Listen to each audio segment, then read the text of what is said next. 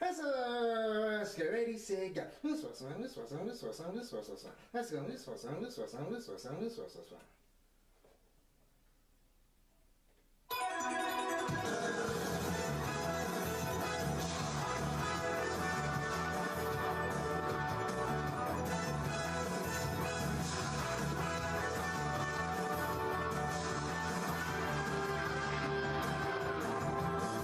Confide, rainbows in the sky, let's fly away like a bird. You're free to see the boundless face of the earth. Let the wind blow you like a knife and glide away. For beyond the clouds, you'll find another place. If the road ahead seems so cold and gray, when night never turns to day, don't you be afraid. Go and fly away. Chala, hey chala. No time to hesitate. Go on and search the earth. Within it lies a magic surprise. Oh, chala, hey chala. Don't be afraid. You got the power to get through the darkest nights. Chala.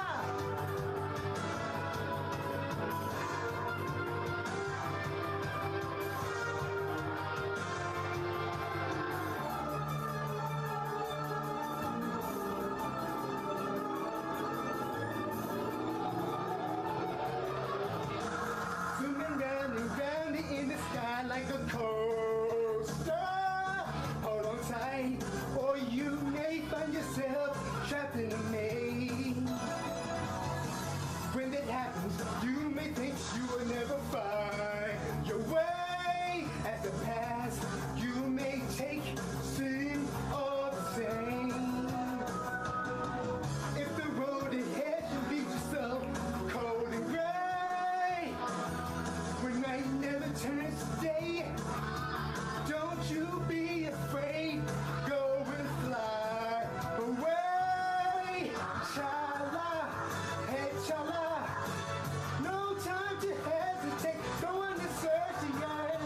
Within it lies a magic surprise. Oh, chala, hey chala.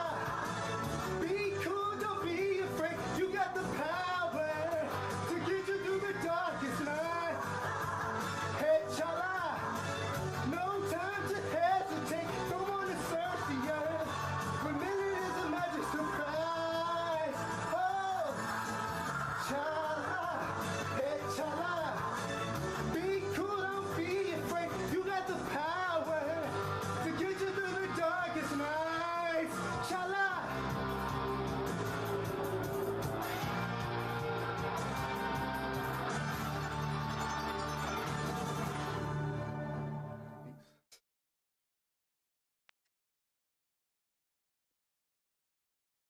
It's Friday night, and you know what that is. It means it is time for Spaghetti and Friends Toy Show, episode 334. What is going on, peoples? It's your boy Smith, as always, joined by my North American thick boy tag team partner, Matitude 22. Candy Corn might be joining us a little late tonight. He has some adult obligations to tend to. But big ups to everybody in the chat. Yo, General, it's been a minute. Good to see you. Daniel, Ian, everybody. Appreciate you coming out here tonight. And we got a good show for you. We got a lot to talk about. We got some Invincible, Friendly Neighborhood Spider-Man. Plus we've got $50 Man, as we should call him. The $50 Man. I mean, it's part of fake news, but it's also kind of a discussion all in its own.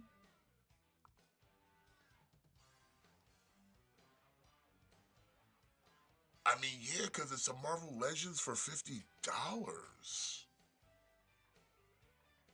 Like, where I mean, listen, I know it's an easy argument to go. Well, I've bought figures of same scale and similar quality for from third parties. Yes, but that's a third party. That's an import. This is something. This is local, baby. This local. And I mean, granted, yeah, it comes with some decent accessories, but $50 price point.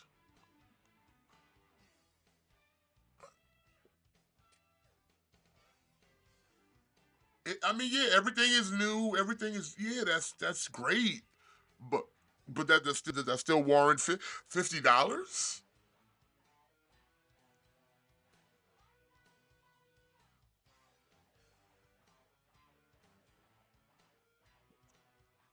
But here's the thing: we all know like this body mold is not gonna be like a one-off. It's gonna get used again, but it's not gonna have the same price point as he does. So, like I said, like what makes him so special? I mean, we'll look when we get into fig news. We'll talk more about it. But I just don't see why we're sitting here with a $50 Marvel Legends Spider Man.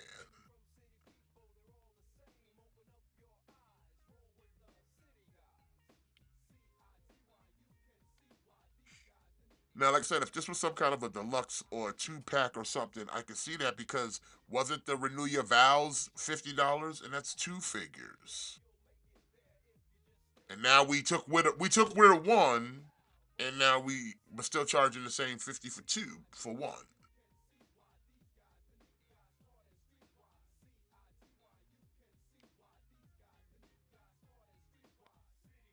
It is.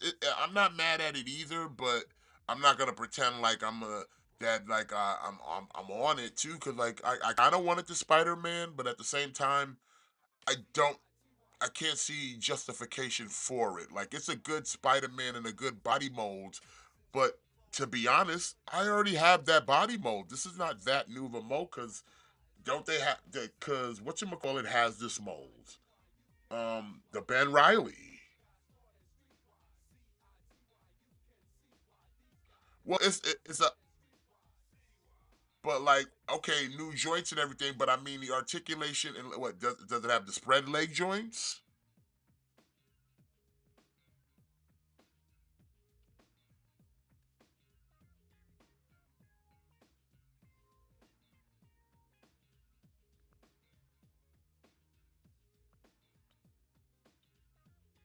Okay, but but is it still worth a $50 price tag? This is almost kind of the argument of like you're charging extra for like an accessibility for a figure that kind of should have been there outright since you have the technology. Like you know what I'm saying? Like your the selling point is, oh man, this is the most articulated Spider-Man we've ever made. Okay, why haven't you been making the most articulated Spider-Man already?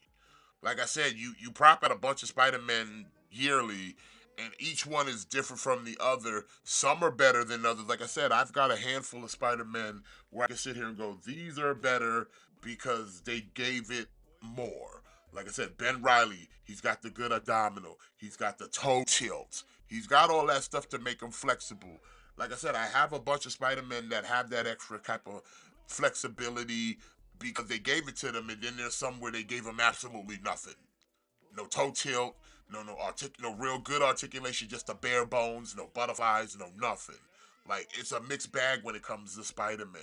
So it's like, okay, shouldn't this be the standard outright? Shouldn't this be the way Spider-Man is outright? Where out of all the Marvel Legend figures you make, this one should be the most articulated one, or outright because of Spider-Man. But now you're saying I'm gonna give you the most articulated, but it's also now $50 because we broke the mold with this one. Okay, that's cool. But like I said, that should have been the norm anyway. I mean, I shouldn't reward you with extra money because you're giving me something that should have already been there. Does that make sense? Hold on, let me see. I thought I fixed that. Give me a second. Hold on, let me see. All right, try now. Talk now. Testing Yeah, you're Spider good Man, now. You're good now. $50. Yeah, but Yeah, like, like the am I like making the sense? Am I saying something that just sounds kind of weird and I'm rambling? no, no, like I no, like I get what you're saying. It's like $50 is $50 is a lot for a Marvel Legend. Okay, $50 for like the Hulkbuster. Okay, but even like something like Hulkbuster or even like Red Hulk is not like a $50 figure. So I do agree that the $50 price tag is heavy, but I think there's still enough there that I'm probably still gonna get this. Like I'm probably still gonna pick this up. Well, like spoiler alert, it's already sold out on BBTS. So Yeah, but apparently it's been selling out everywhere. yeah, because everybody, because like I said, the hype about it is like, oh, it's the most articulated. This is gonna be the ipso facto Spider-Man until the next one. But it's just, I think it's the thing of people just don't. It's the FOMO thing, the fear of missing out, whatever.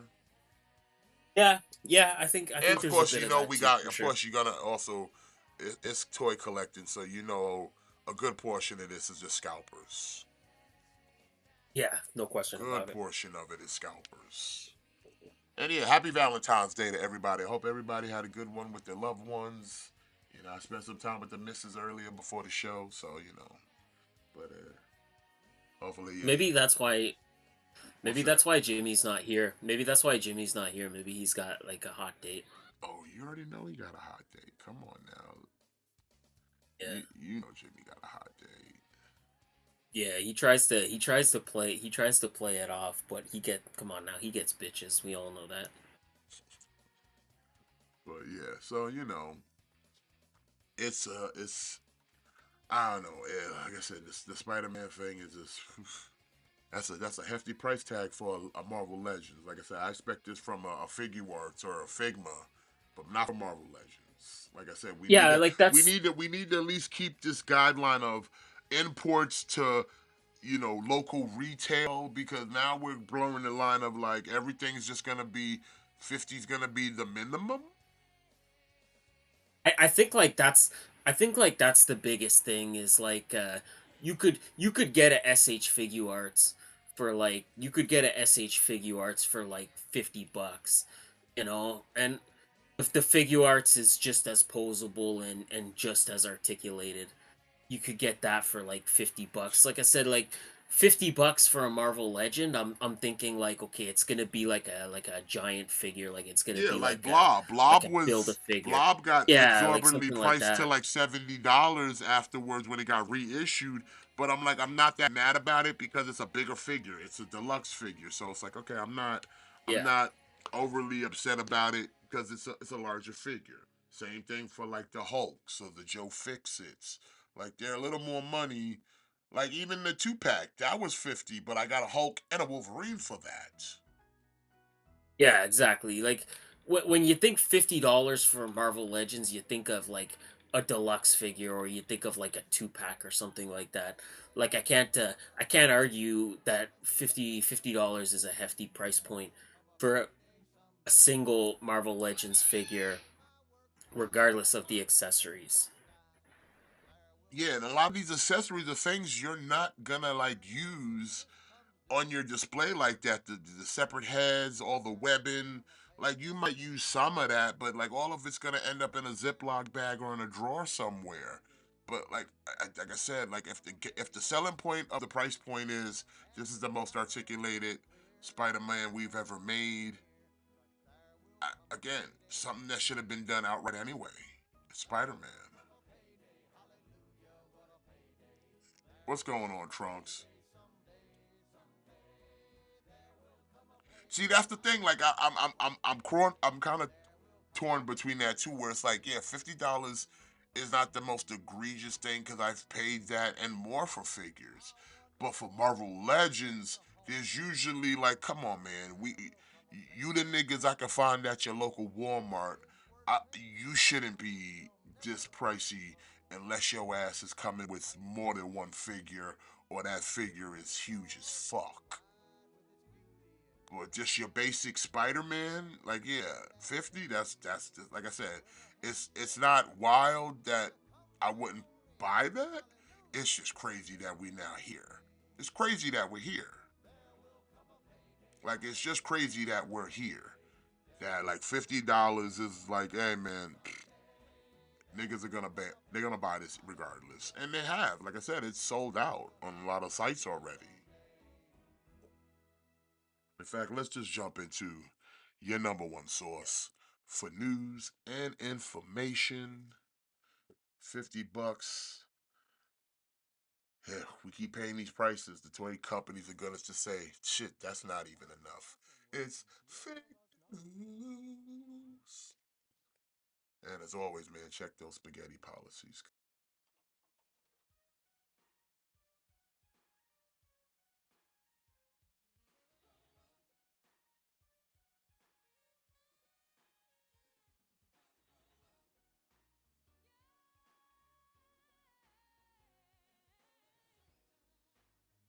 Uh, what what a see?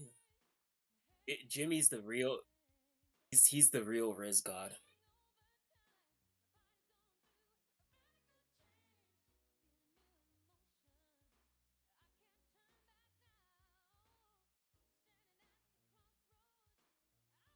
Yeah, Keith literally picking up all the chicks. Jimmy's picking up all the chicks.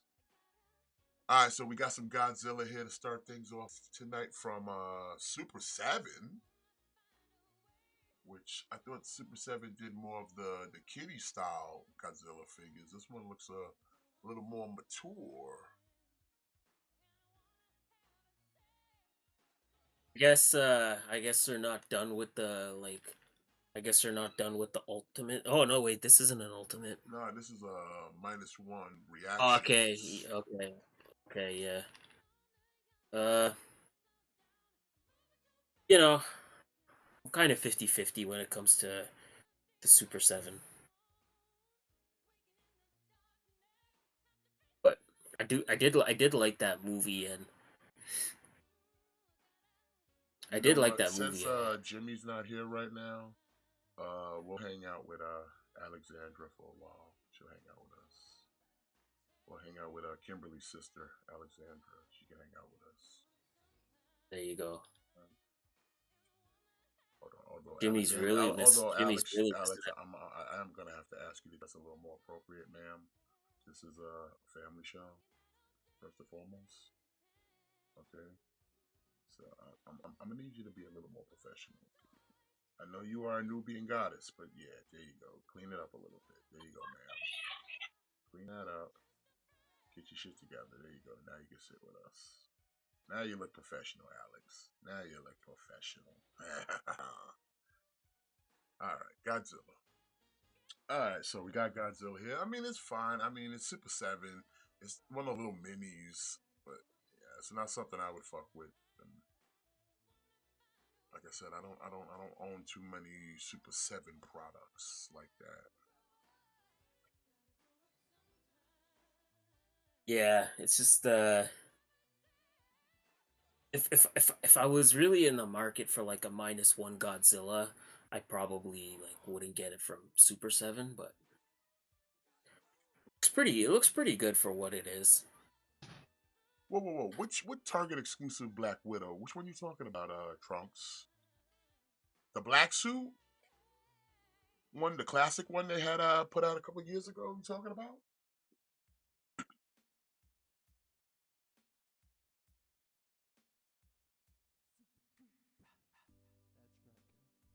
But you want to replace Jimmy with Alexandra? I don't know, man. She can sit there. Cobra likes it. Okay, yeah, yeah, yeah, yeah. Wow, $40? Damn, son, that's crazy.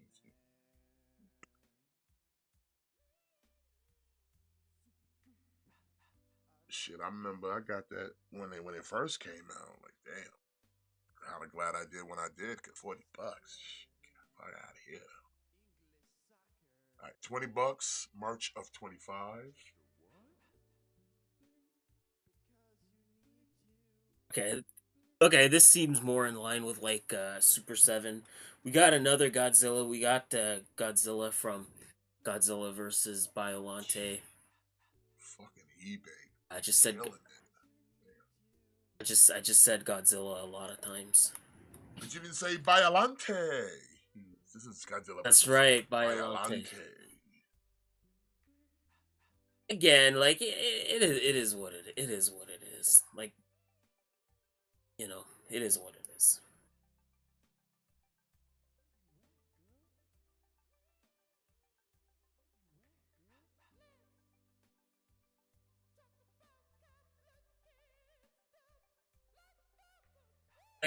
Like I'm definitely not getting this, but I guess if you're into these reaction figures, or like if you're collecting this line, then maybe you want this, but I kind of don't fit into either of those categories. So for me, this is totally an easy pass.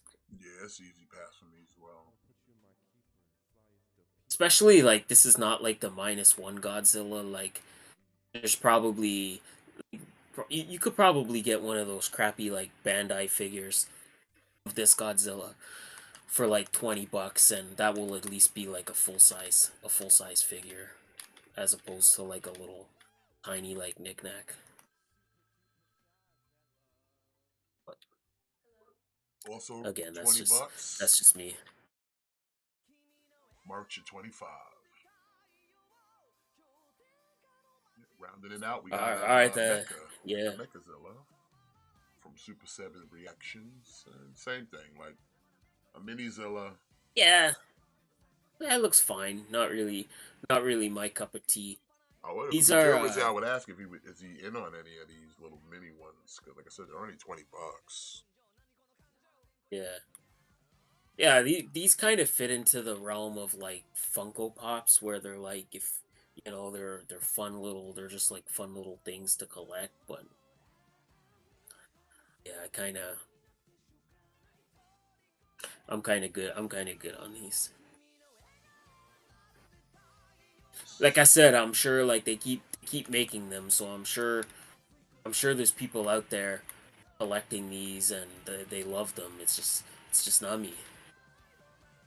Mm-mm, I agree. But again, 20 bucks. March of 25. Oh, baby. I saw this. I had to put the pre order in immediately. Ain't no fucking around Yeah, here, son. Jada Toys. We get Street Fighter 2, Ultra Street Fighter 2 Final Challenges. We got our Sagat in the 112 scale, son. it's like we're sorta in like the end game now, where Mhm. now we really kind of getting into those. Like I said, We're getting we into getting all the those big like deluxe boys. We figures. getting the big boys now. Yeah. And he looks good. This Sagat looks nice. Oh yeah. Although if I could make a nitpick, but I think they're probably saving that for their player two, is the Tiger Uppercut like effect. Oh yeah, maybe because usually the player twos like a lot of times they give them like different effects or whatever. Yeah. So I'm thinking that if Yeah. anything, they'll probably drop that on a player two Sagat. But hey, I mean, shit. That aside, this shit looks nice, bro. Like he looks really good. Like I like the toe tilt and everything. How it's like around the wrapping of his feet and everything. That shit looks that is Yep. attention to detail, bro.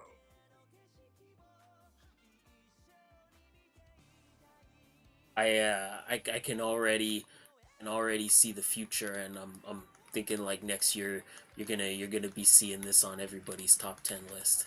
Oh, for sure. This because like I said, No he question looks about it. so nice. So yeah, I already put the pre-order in on this dude. Like not even thinking twice about it, bro. Yeah, he looks good. He looks good. He does look good. Like I said, we're kind of at the end game now, to quote Doctor Strange. But now we just need those like more like chunky. We just need those like more like chunky, big Well, yeah, figures just to kind of finish it off.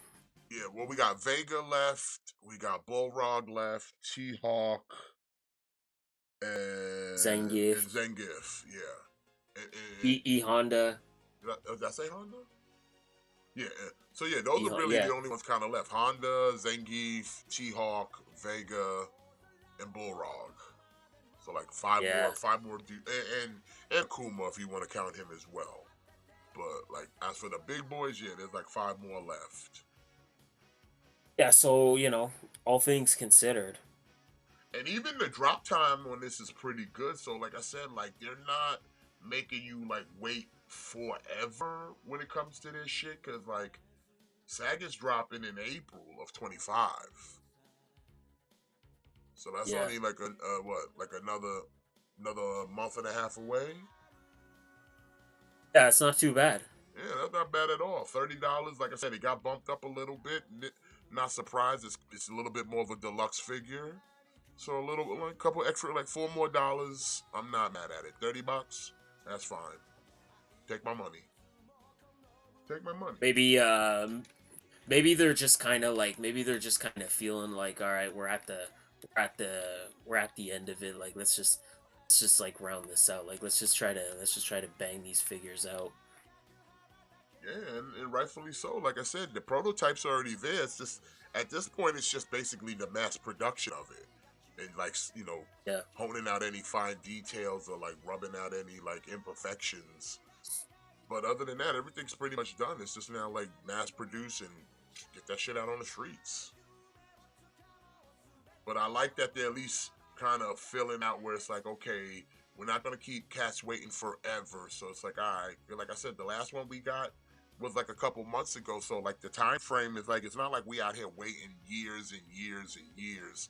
Like I said, they've knocked out half that line just last year alone. Like yeah, just last year alone, they knocked out half that wave. So, like I said, I would expect 2025 to just we just get the rest and that's it. You know what I'm saying? Between yeah. now and Exactly, probably like exactly. between now and by Christmas, we probably be done by then, if any. But yeah, and continue. Yeah, look at this fucking Bullrog, bro. Shit, Nami Blanca. Like hell yeah, Uh, bro. I like it. He got the little lightning effects. That's nice.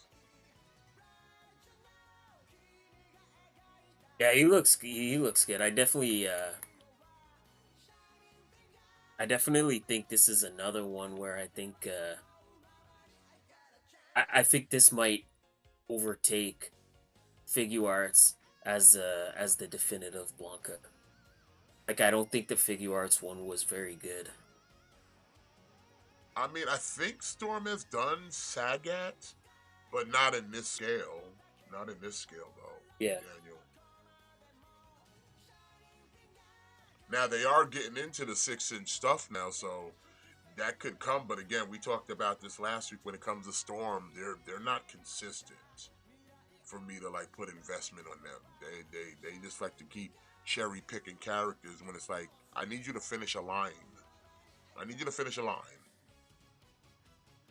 I know you're trying to appeal to everyone, but it's like even everyone is like, hey, could you at least finish one of these? I mean, you're making Dark Stalkers, you're making King of Fighters, you're making uh, Shadow, Shinobi Showdown, all these fighting games that have been out, and it's like none of them are finished. None of them. Yeah, it's like they're trying to make like everything under the sun. Yeah, Like I said, I and think nothing gets that's finished. yep.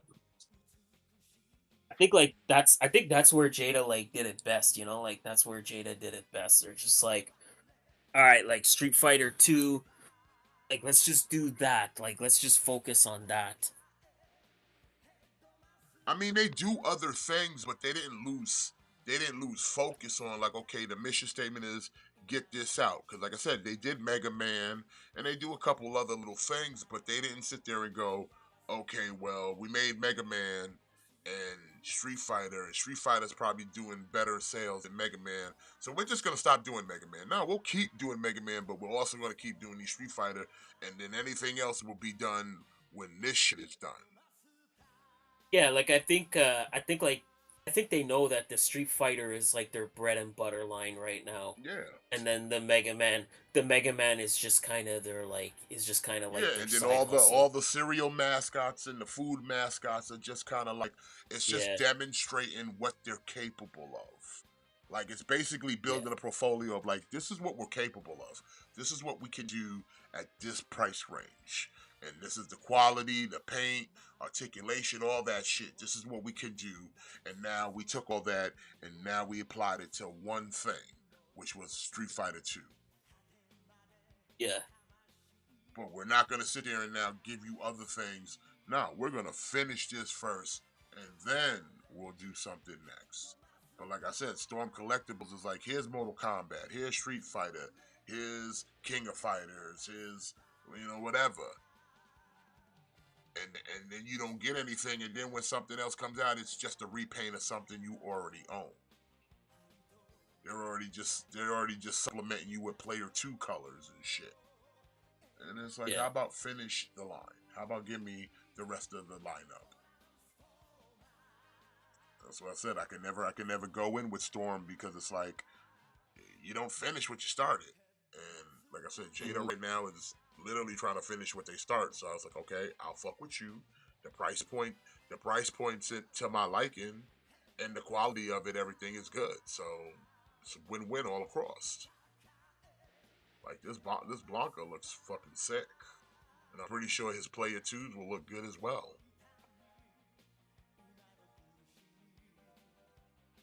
Yeah. And I think he got bumped up to 30 as well, which again I'm not even mad about because he is going to be a bit of a deluxe figure, a little bit bigger than the others. So yeah, Yeah, it kind of is what it is. Like we kind of already knew that like they already told us that the larger figures were going to cost a little bit more, but it's only a couple extra bucks. It's not like they're charging you an extra like $10 or whatever it is. yeah, those end runner, yeah, the cyberpunk stuff, yeah, like I said, those are just again, but they never lost sight of like, okay, we're making cyberpunk stuff as well, but we're not gonna forsake the Street Fighter 2 just to try to get people's Yeah. eyes on these other products we got. It's like, nah, we're gonna finish these, and we're also gonna put those out. But like, this is what we're here for. You want Street Fighter 2 Ultra?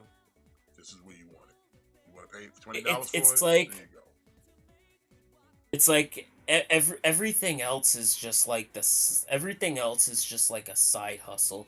Like Street Fighter is like the main focus right now. Like they're focused on getting this roster complete, and then it feels like everything else is just like the Mega Man stuff is just like a side hustle, like and then like the Edge Runners, like the mascots, like all that stuff is just kind of like stuff they're doing on the side. But at least the main focus has been completing this roster. Like that's the main focus, and like it's good. Like if you've kind of been getting these figures from the beginning, then you're almost done at this point, and it's kind of nice. It's kind of nice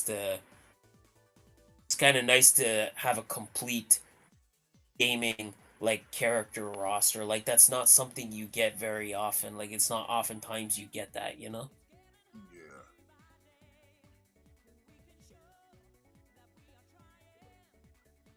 Once again, $30. April of 25. So like I said, not that far off.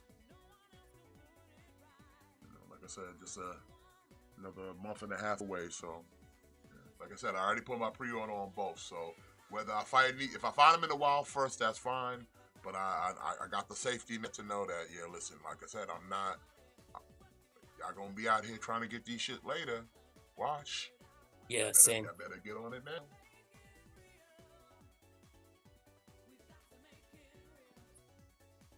All right, here we go. We got another Vegeta from Figure Arts.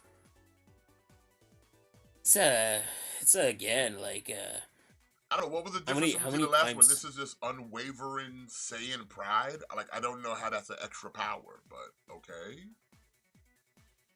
Yeah, it's kind of it's kind of like, again, I don't know how this Vegeta is different, from any of the other Super Saiyan God, Super Saiyan Vegetas. Like at best, I can say what maybe the color deco might be a little different. It feels a little muted than the last one. Maybe, yeah.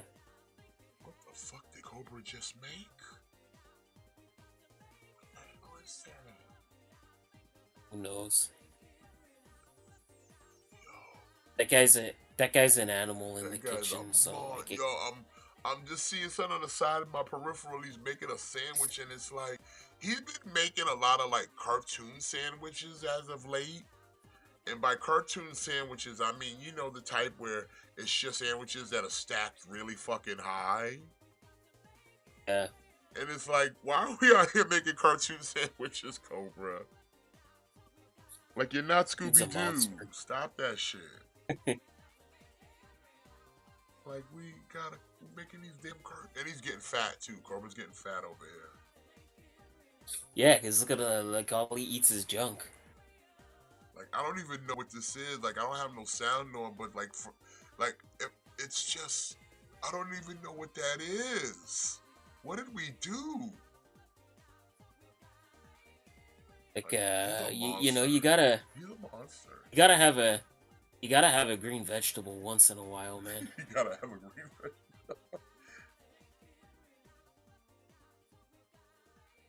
You can't just live off a DoorDash. Think this is just a You gotta cheaper Vegeta? Probably, yeah. He'll probably end up at Target. I'm not like he seems. The only thing that he's got is what the swappable arms to give him the folding arms, put him in siege mode. Didn't the other one yeah, come like with it's folded fine. arms too? The other one came with folded arms. Yeah, Yeah, that's what I'm saying. Like this, I don't see what the what's so special about. I mean, I'm pretty sure there's something that as a casual Dragon Ball fan, I'm probably not seeing. But someone out there probably knows yeah, the difference. I don't see it. But hey, yeah, this will definitely be a Target. $35? Hell yeah. Hell yeah. You'll find this at Target. $35? This screams Target when it comes to Dragon Ball SH figure arts. Anything in that $35 range, you're gonna find that shit at Target. All the big ones like the $80 and up, yeah, no, like the Genyus and shit like that, nah, you're not finding those in the store. But the 35, yeah, you find a bunch of Gokus. They got a shit ton of Trunks, Super Saiyan Trunks in his special outfit at Target. Yeah, $35. February of 25. So yeah, should be dropping soon actually. Oh, I saw this. I was like, oh shit, Gumby? Gumby? Oh man, I love Gumby. yeah. From NJ Croaky Company. We got Gumby, the Gumby Show with his friends box set. So you get Gumby, you get Pokey, you get Goo, you get Prickly, you get his little sister, Minga. So yeah, you get the whole crew. Get the whole crew. Mm. It's kind of like a nice set. Yeah, cause you get the whole crew. Pokey, Prickly, Wow, and like Goo. I haven't thought about Gumby in like years. You just like unlocked a core memory. Man, I used to watch a shit ton of Gumby back in the day.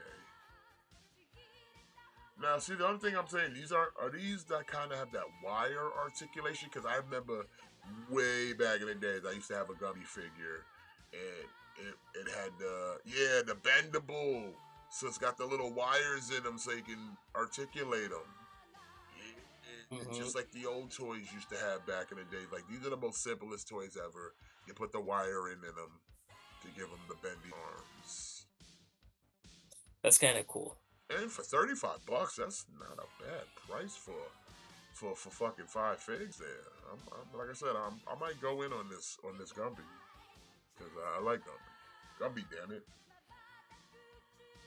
You know, like sometimes like toys, it's not always just about like being like the best sculpt or like like the most articulation. Like sometimes it's just about something that just brings you joy, and like it doesn't always have to be the best of anything, Well, but it no, could just be something that like Gumby is the perfect toy for the simple fact, and I say he's the perfect toy because many toys can do many things, but many toys cannot translate what you see on TV.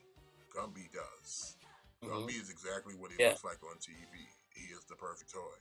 He translates from toy to TV. He is.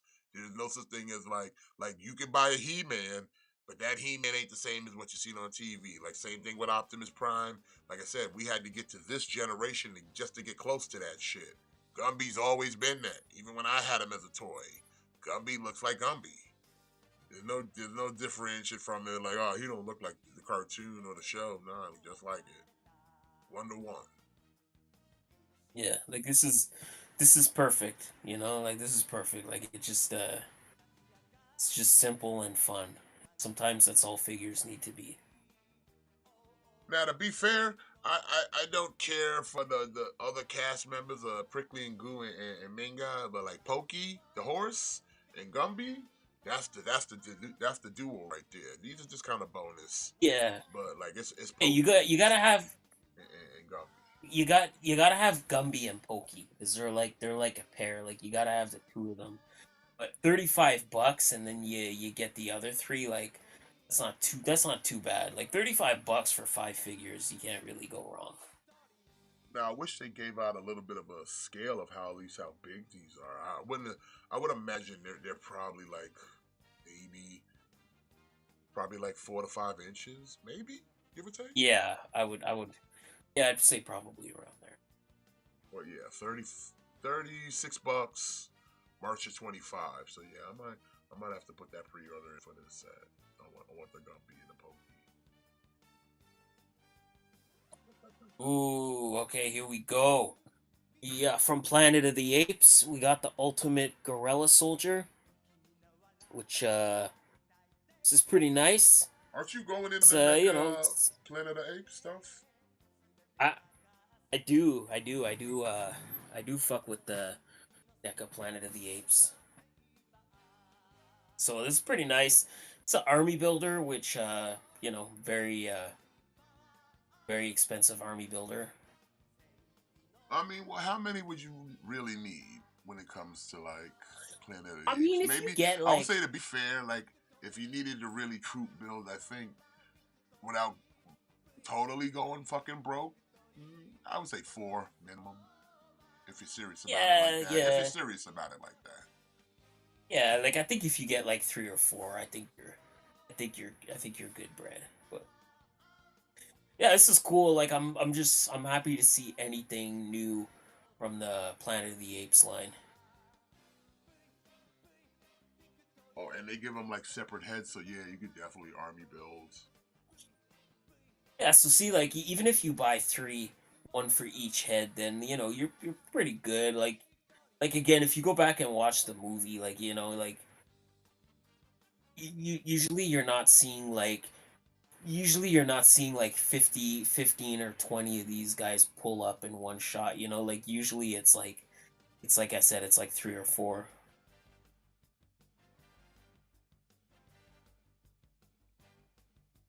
Like they're not like stormtroopers. Yeah.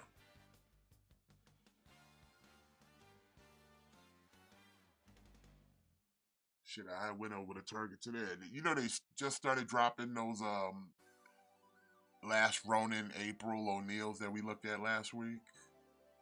Oh yeah, she's out. Yeah, she's already out. There's at Wow, least one at my Target today. So, there you go.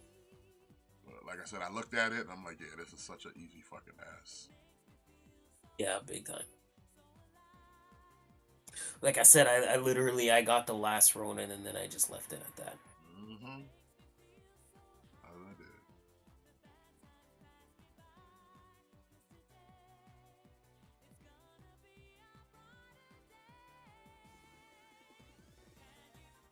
That's what's up, man. Let me know about that Gumby, Trunks. Let me know about that Gumby. And ape has killed an ape.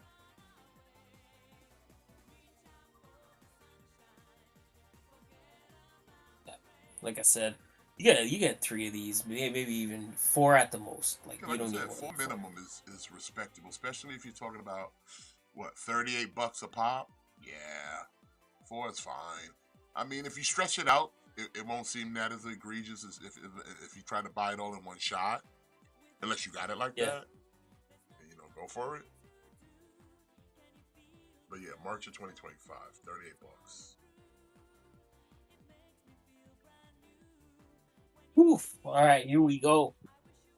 We got we sticking with the NECA Ultimates from the horror of Dracula. We got Van Helsing. You know, I think when we got that Christopher Lee Dracula, I think I think what everybody was asking for was they wanted Peter Cushing as Van Helsing. I think that's what everybody was kind of holding out hope What you for. mean And they didn't want Hugh Jackman's Helsing? Van Helsing? Come on yeah, now. the best, The best Van the Helsing. best Van Helsing, the Hugh best Van Jackman. Helsing. I think that movie's kind of an underrated gem. I mean, listen, honestly, there's nothing wrong with that movie. I'm just talking No, I don't. shit, but it's one of those movies that it It's doesn't get talked about much. That's like, y'all remember Hugh Jackman, Van Helsing? Especially this was yeah, like right during like X-Men coming out, and like Hugh Jackman was just basically the hottest thing going. So yeah, they put him in every fucking thing. exactly. Yeah, And yeah, I don't Van know. Like I Helsing was think one of those reasons, one of those movies purely off of X Men. people. Yeah, basically, like he was riding the wave of X-Men. I think people shit on that movie a lot. Like people, I don't know, like that movie's not that bad. Like it's one of those movies where it's just kind of like fun. Like it's just kind of a fun like schlocky like Hollywood film. Like it's one of those. It's like it's like one of those movies where it's like cinematic fast food. I always call it like cinematic fast food because it's like like it's not winning any awards or like there's not really any like in-depth plot or there's nothing like that, but it's just a fun movie you just put on and there's some fun banter and you get to see them fight some monsters.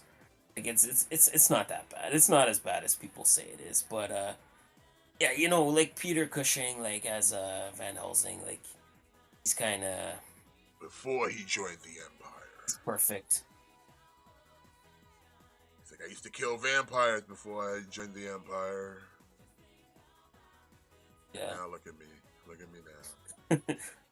Yeah, it's kind of funny because it's like for me like Peter Cushing is just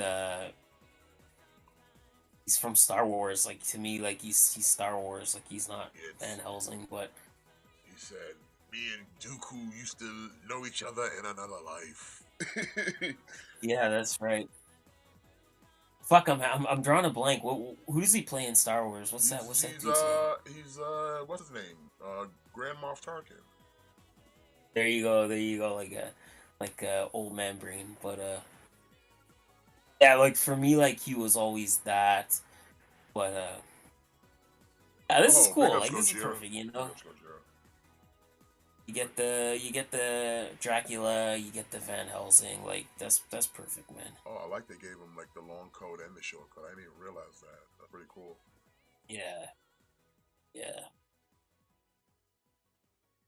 See, like now, see, this the type of shit like when we see like NECA here is like if you sit there and said, oh, this dude right here would be $50, I'd be like, yeah, okay, that kind of makes sense. But he's not even $50. Like we're only talking what, $38? 37. Yeah, 38 $38. bucks. Not too bad. Yeah, just that's just. I mean that again with NECA. That's kind of the going rate for all this stuff is $30, 30 to $40. I expect their thing. I expect their figures to be that price. Yeah, yeah. Like that's the thing. Like you're already kind of accustomed to paying 40 bucks for a NECA figure because that's the standard price. Like you're already expecting it. Yeah. So yeah, 38 bucks, April of 25.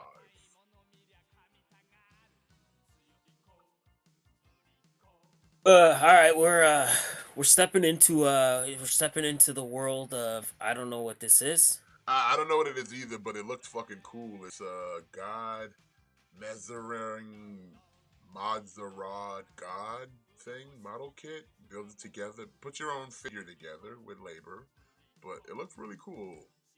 Kind of reminds me kind of like Power Yeah, Rangers a little bit. yeah, it looks cool. Like I said, I don't know what the fuck it is, but definitely looks pretty cool. Wait, what company is this? Okay, so it is good small company because I was like, yeah, I'm getting Mega Man vibes off this dude. It's like, oh, it's good small company. So yeah, okay, that makes sense. But yeah, he looks pretty cool. I don't know what he's from. I don't know if he is from anything, but I would. He looks pretty badass. Looks like a guy you don't want to fuck around with. Yeah, this is cool. It's kind of cool because it's probably one of those things where You know it, what, it just looks like a generic samurai robot. Like you could probably bro? put him up You get against out of like my head anybody because you you know what want. I was thinking. This would be nice What? if it got painted as a bludgeon Oh from yeah. Transformers.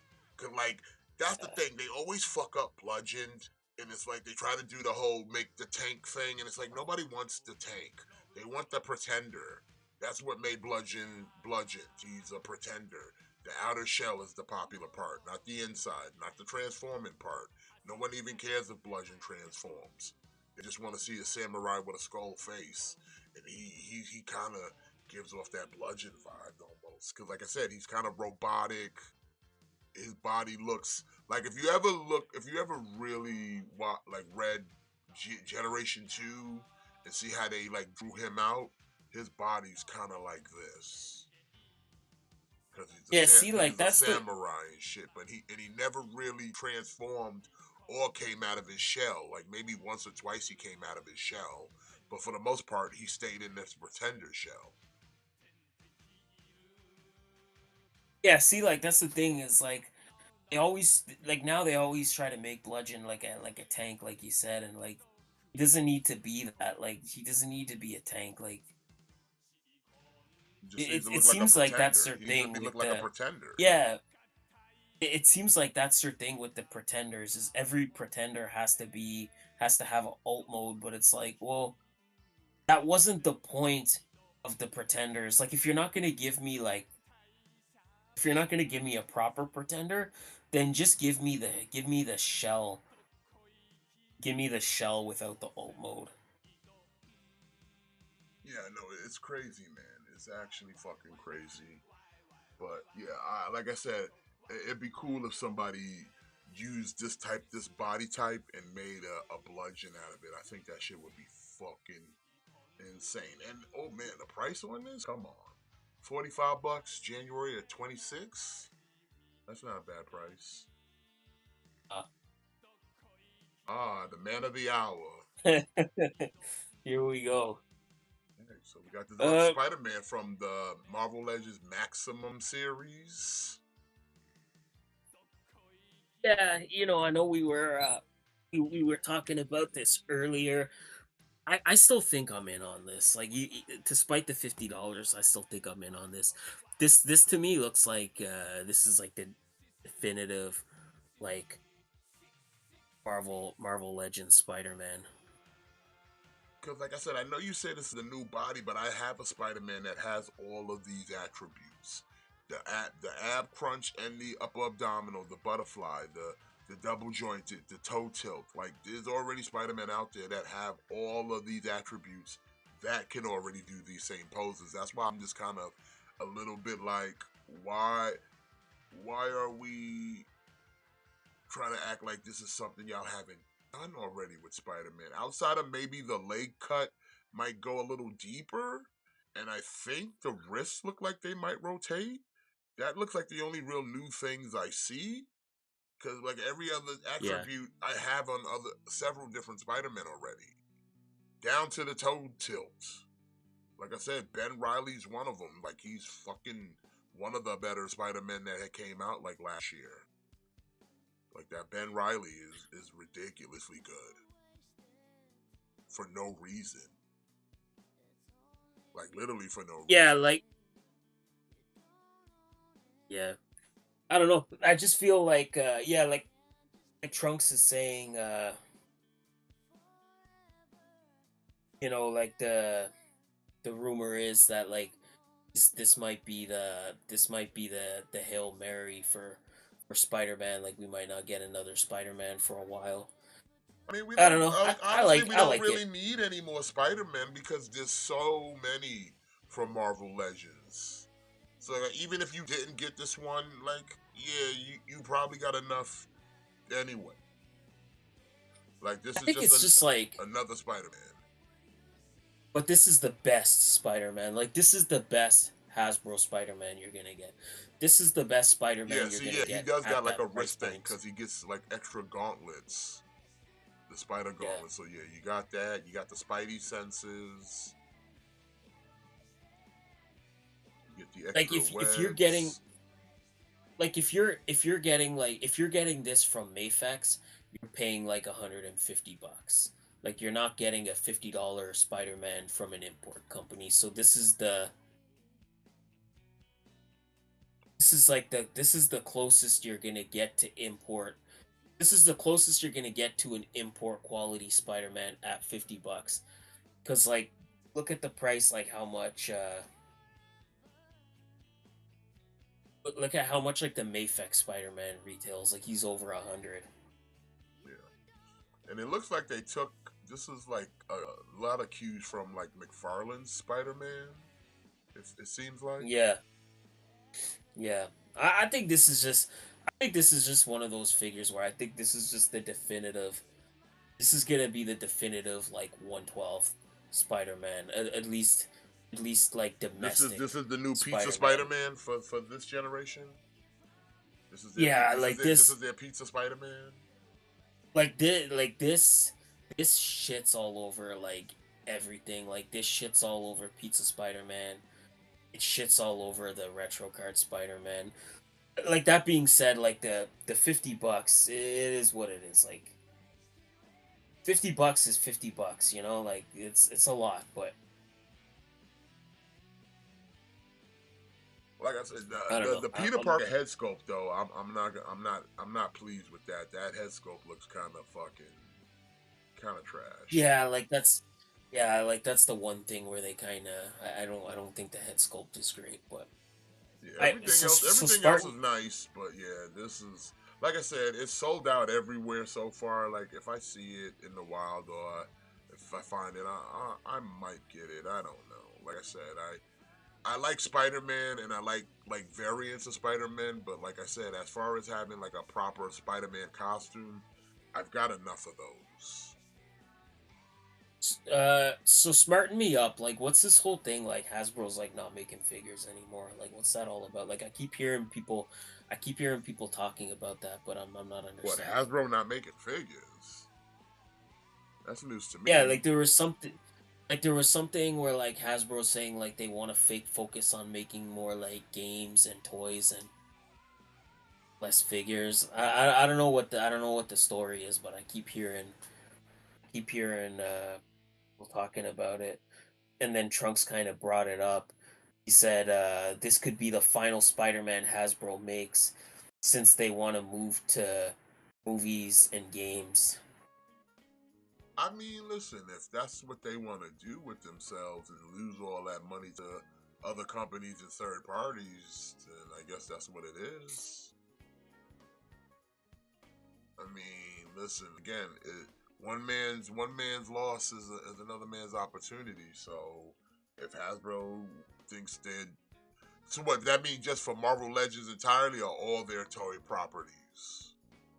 I don't know. That would be quite a shift to just abandon basically the thing that brings money to you to now try to pursue television. I mean, Hasbro's been doing TV stuff for years, like that channel The Hub. That was a Hasbro thing where they did all their products like My Little Pony and Transformer Prime and all that other shit. And yeah, they make some movies, but it's like At the end of the day, the bread and butter, the shit that signs the checks is the toys. You know what I mean? Like, But uh, Daniel, I think you might be overthinking it a little bit. I think the word maximum is just to entail that this is the best. Like this is the best Spider-Man that they've done. Like they've put all their effort and all their engineering into making this Spider-Man. I think that's just what it entails to.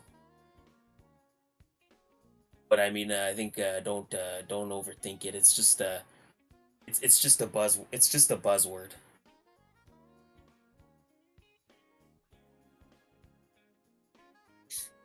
I mean, hey, listen, if that's the case, then if they're looking to try to change the mission statement of what Hasbro is, then hey, yeah, I guess sell off the properties to other toy companies if that's not what you're trying to do.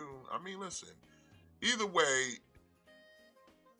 whether Hasbro makes toys or they don't, someone's gonna make toys, and either they're gonna build a bigger, better mousetrap, or they're gonna build something mid, and someone else will come along and take that money off the table. Because, like I said, the adult market is bigger than ever. In fact, it's the only market.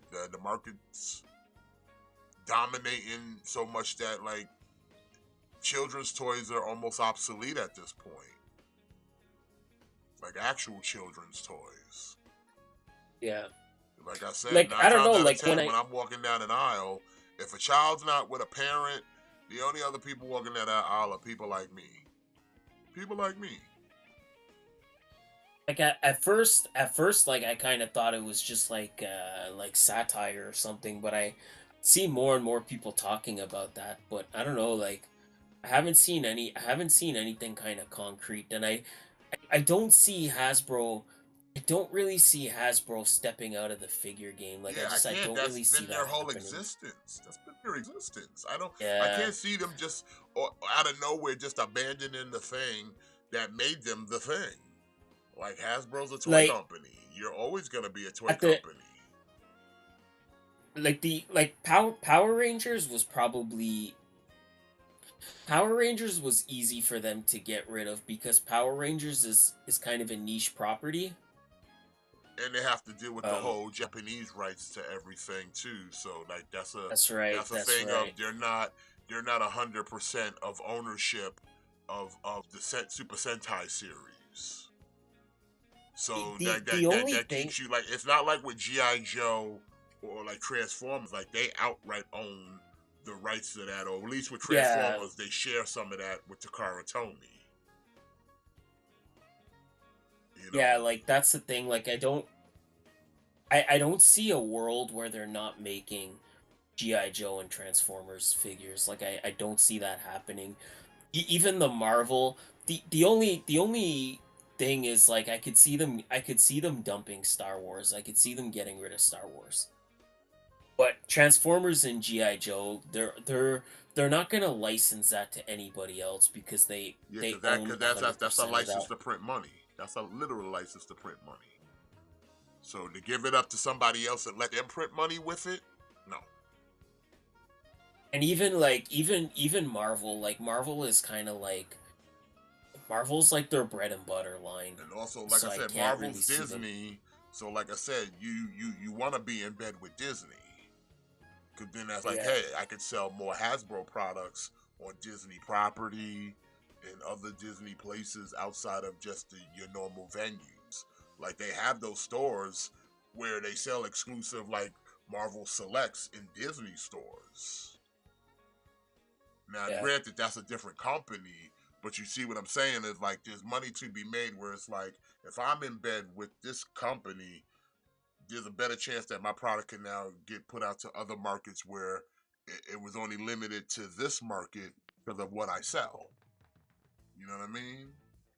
Because remember when yeah, they had that the Infinity War Thanos that was only being sold in Disney stores?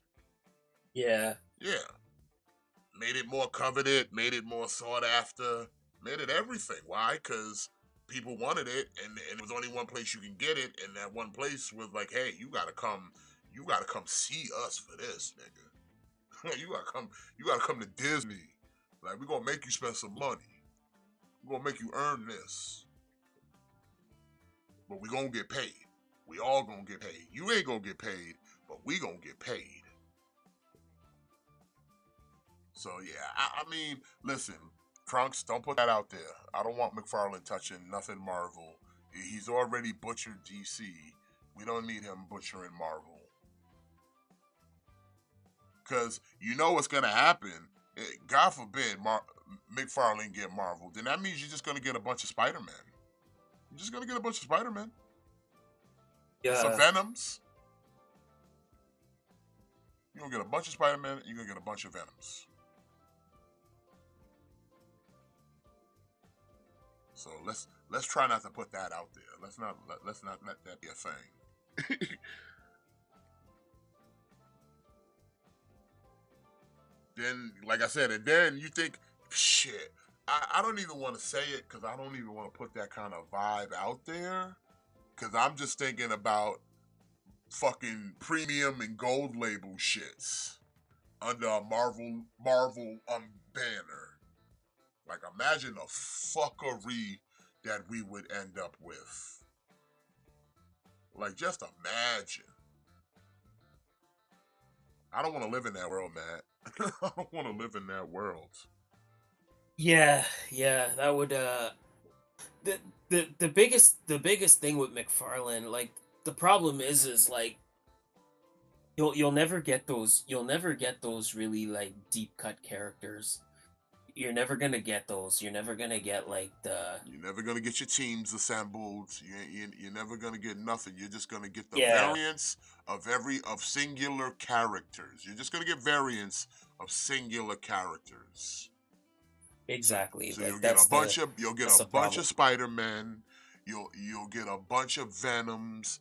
You'll get a bunch of different like Iron Mans and all that. You'll get a bunch of variants. You'll never get a full team. You just get a bunch of variants. Yeah. And then let's not forget we're not that keen on female heroes like that. So your prospects of getting a lot of characters is already out the fucking window unless McFarlane has an affinity towards them. So your She-Hulks, your Captain Marvels, your Titaniums, your Spider Women. Get ready not to see. Get ready to just see nothing but the boys club. Boys being Yeah, boys. and with all the exclusives and stuff like that, like the gold labels and the platinums, like it's already hard enough collecting McFarlane, like just the DC stuff. You know what I'm saying? You gonna get a Magneto that don't come with a helmet, but then you gotta find a gold label that comes with a helmet. You know what Oh I'm god, saying? yeah. You gonna get Yeah. niggas without mask. You gotta buy the next nigga with a mask. You gonna get a Thor with no hammer, so you can buy the Thor with a hammer. Like all that kind of Oh fuckery. god. Just like all that kind of fuckery. Like real deal fuckery. Like that's the type of shit that'll be like, yo, I'll quit collecting Marvel outright at that point and just rest on what I got and call it a day. Cause like that kind of fuckery, like no, that's the reason I don't deal with fucking McFarlane shit anymore now. You know what I'm saying? You ain't never gonna get no Alpha Flight. You ain't never gonna get no Brotherhood of Evil Mutants. You ain't never gonna get no X Factor. You ain't never gonna get no New Mutants. You ain't gonna get none of that. You probably just gonna get a bunch of Avengers and some Spider-Men. And a shit ton of symbiotes, maybe. Yup. And that would be a sad fucking world. I don't want to live in that world. I mean, you know, the cloth cape is definitely a selling point, but if the drawback means that I'm still gonna get an incomplete figure, I don't think it's worth it. I don't think it's worth it. You gonna get dudes who don't get no. Remember, you gonna get dudes who probably need guns. They gonna get guns. You gonna get dudes who need 2 fucking fists who don't get 2 fucking fists. You gonna get a bunch of ill-proportioned people because he wants to pose them outright in the box before your ass even gets the thing. So they're just gonna be all kind of funky looking. By the way, SmackDown's on. We got Cody. Oh, Jacob pulling up on Cody and McIntyre now.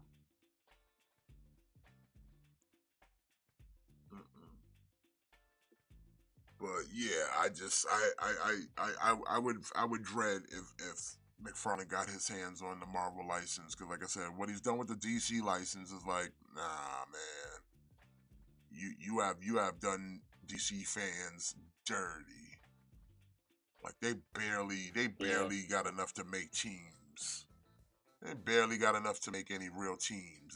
They just now kind of completed a legit Justice League or legit Teen Titans.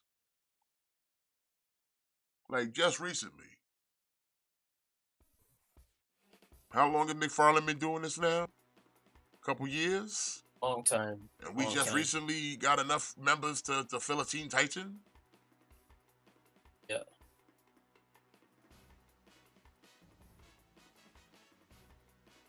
You know what I'm saying? You can't even you be sitting there asking for other teams, like other teams. What are you talking about? Other teams.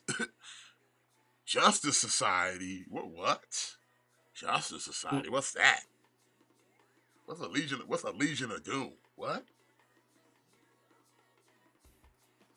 You luckily just accidentally to get a Green Lantern Corps, motherfucker. You lucky to accidentally get a Green Lantern Corps. So it's like, get out of here, bro. But yeah, Spider-Man. It's kind of wild. It's kind of wild to just see Tamatanga being in the position he's in. When, like again, I remember when he came to WWE. Like I remember people were like, "Oh, like this is like a game changer. Like what a game changer!" And now he do nothing but stand on the sides. Man, I think they really wanted the gorillas, and like I said, Tango over here done fucked up. Yeah.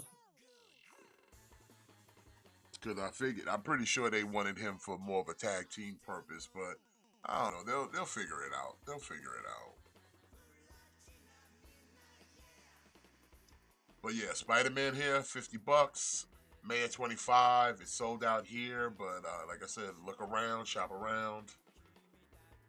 Hopefully you'll get lucky. Speaking of McFarlane, we got Yeah, like Batman whoa, perfect Year timing. 2 Multiverse Gold Label Batman BBTS exclusive black and white accent edition Batman. At first I thought this was a statue, but no, this is a straight figure. And then it's like there you go. Like it couldn't have been more timely. Like once again, yet another Batman. Yeah. Like I said, I didn't say nothing that was out of pocket. Like this is the way it is. And like I said, it is you get a soft cloth cape. Say that 5 times faster.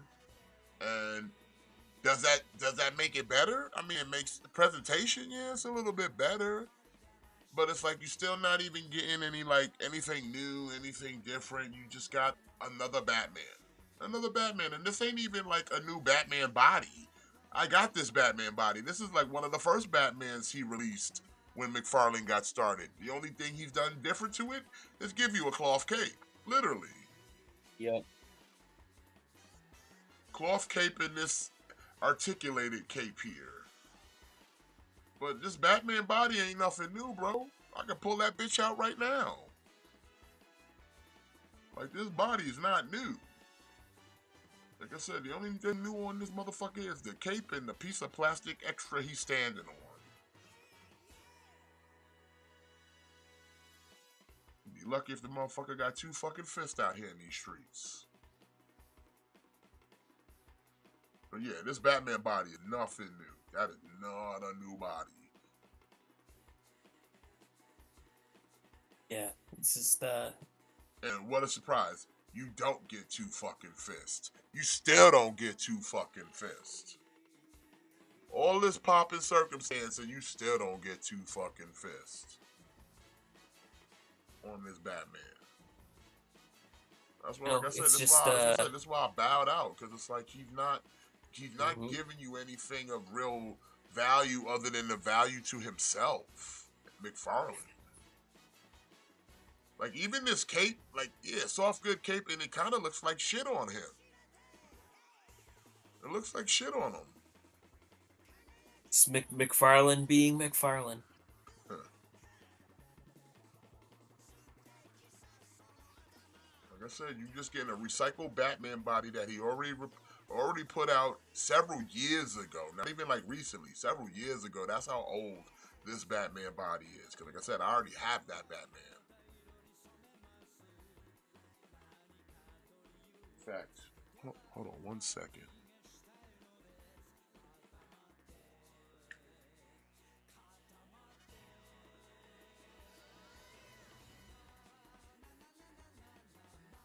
Shit. Look at that. What you fucking look at that.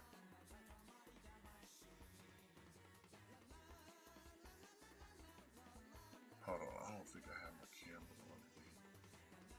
But I show it to Mac. So Mac can see what I'm talking about. And the motherfucker's still in box, Matt. Look at this. Look at this. What's this?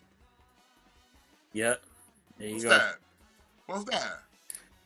It's the same Batman. Same fucking Batman, ain't it? What'd I say? It's you know what? Yeah, like we talked about though. You know, like that's what McFarlane does. That's all he does. Just put the same shit out over and over again. Yeah. Like same damn thing, same Batman, bro. Like you're not fooling me over here, Todd. Todd, you're not fooling That's me, why Todd. that's why you know, like that's why we never get like new characters because he's so busy putting out the same thing over and over again, just making it different colors or just giving it like one or two different accessories, but other than that just put out the same thing over and over again. And look, he's the same price as a Spider-Man, $50. Look at that. He charged you 50 and you don't even get two fucking fists. At least that Spider-Man give you two fucking fists. I'll give him that. I'll give him that. Yeah. April of 25.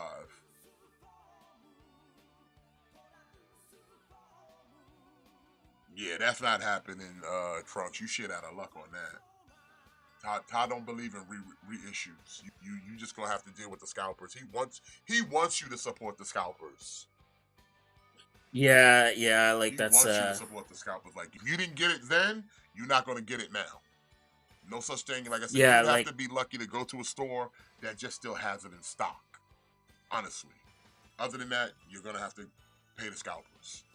I don't love you. yeah, to be honest, like McFarlane's made it very clear that he doesn't do re-releases, he doesn't do reissues because he wants the aftermarket to thrive. So unfortunately, if you're holding out for a reissue, you're it's not gonna happen, and unless there's something where he could re-release it, but like slightly different. In the case of this Batman, and maybe you'll get that, but other than that, you're out of luck. Yeah, like I said, he'll give you the same Batman again, but he'll slightly alter it. Cause like I said, I have this Batman, but the only slight alterations is the cape, and he painted the trunks, but it's the same body, and I think he might have changed the head sculpt, but it's the same fucking body. Cause the ears Yeah. are a little bigger on this one than it is on mine, but everything else is the same, from the Batman emblem on his chest, the everything. So yeah. But you still don't even get two fucking fists. Can't even get two fucking fists for Batman. Like, it's crazy. Oh well.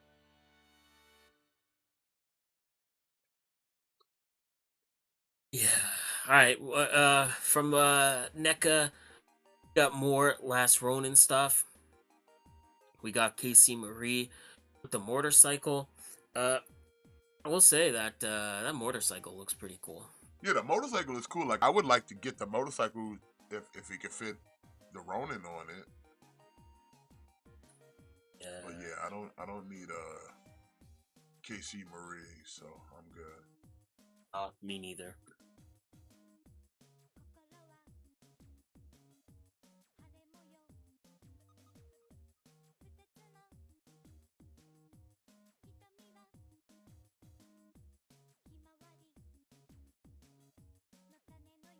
It's just again, like I said many a times, I kind of I don't really Oh, need a whole. he can get on the I don't need a bike. whole. Hey, Okay, now that kind of changes a little bit because I kind of want him on that bike, this look cool on the bike. but I don't want to have to buy the whole figure for the bike though. Yeah, That's the only you should have just kind of problem I have. should I kind of just want the bike. he should have just released the bike on its own. Yeah, Randy. The fuck? You not want my money? What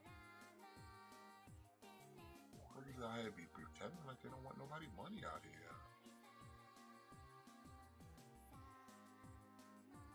Oh no, is Trish Stratus talking about being in the elimination chamber? Get out of Is that what she's saying? here. Well, she was saying she may watch the elimination chamber, or she might be in the elimination chamber. Mm. But now it's time for Okay. Chelsea Green.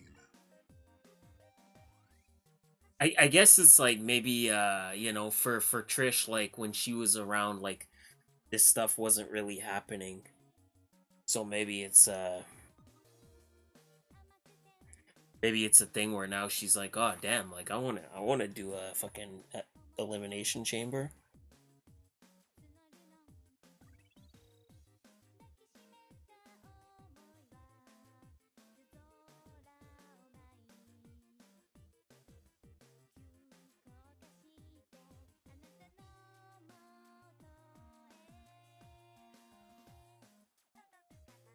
Yeah, it looks all right. I'm still gonna pass, despite I think the bike does look good. Yeah, it does. But gonna set you back 70, March of 25. Transformers! I'm not buying this guy. Alright, so we get your obligatory repaints of Genrai. We get the Nemesis version, which is Nucleon Quest Super Convoy, MPG 16 or GMPG 16. Which again, like I said, is just your obligatory. We got an Optimus, we gotta make a Nemesis. We got Big Convoy, we need Dark Convoy.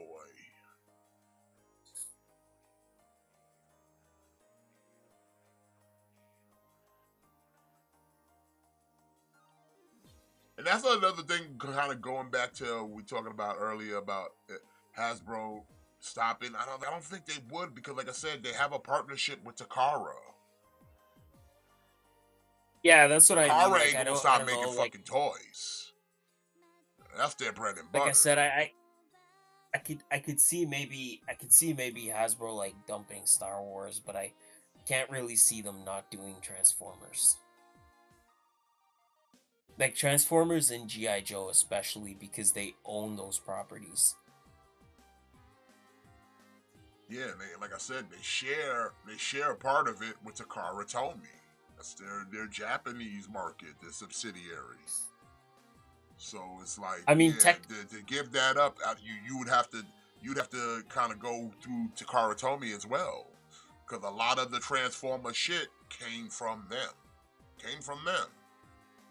I mean, like technically they own Power Rangers too, but like, you know what I mean. Like again, like Power Rangers is niche compared to like Transformers or like GI Joe. But yeah, I don't see them just like overnight. Like we're done making toys. Like yeah, I couldn't see that happening. You know No, what I'm me neither. saying? Like just out of the blue, just like we're done making toys. Plus, you also got to remember this is a publicly traded company who has stocks and shareholders, and to just make that kind of drastic move from toys to no toys, it will really fuck up the market. Yeah. Like it would actually fuck up the market. Oh, A lot of people be investing. They, like I said, you got a lot of shareholders and stockholders in Takara Tomy / Hasbro type shit. So to just up and go, we're done with toys. Yeah, that'll fuck the market up. But old Nemesis Convoy here will set you back 265 March of 2026. All right. yeah. We might have some breaking news, but I don't want to say anything until I can get it confirmed. Okay, Because I okay, don't know, okay, like, if okay, okay, okay, okay, okay. That's what's up. Well, we'll move but on to the next figure then. If you confirm it, then break it. If not, we'll hold off on that.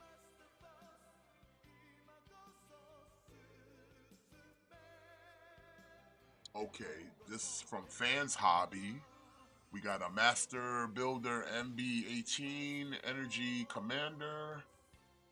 Excuse me, and we got MB25 Aerial Blade sets. Now this is kind of from, I forget which Transformers this was. Was this Cybertron or this version of Prime? I'm trying to remember. If Jimmy was here, he would know. he would know. Like I want to say this is Energon Prime, but this is like a new power up though. It You know the it, one it I'm looks talking about, the very one that like the Prime that's kind of has the combiner pieces. You know the one I'm talking yeah. about? Yeah, but I can't remember which Transformers that was. Was that Cybertron? Was that Energon? It looks very like Energon. I think it was Energon.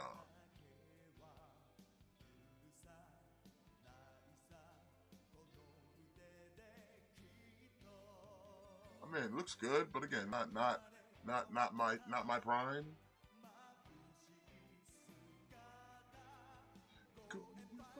Yeah, I'm kind of good on this.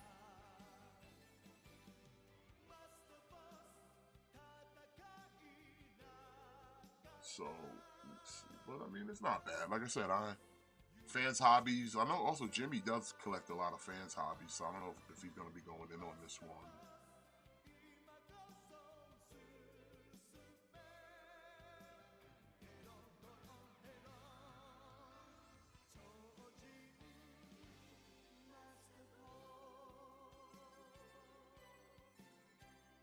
All right, well, 300 with a $30 deposit, May of 25.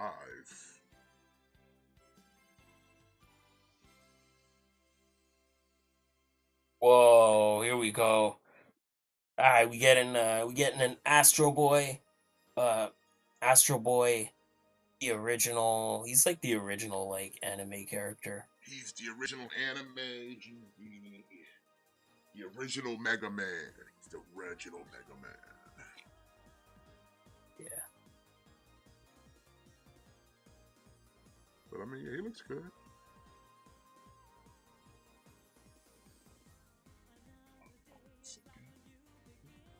That's cool. That price though is a little. It's kind of crazy though. I saw that. Yeah, I'm assuming this must be pretty big to be that expensive.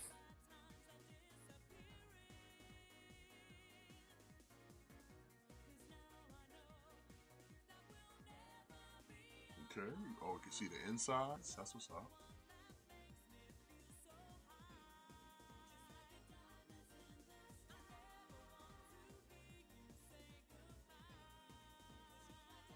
Well, you got butt rockets.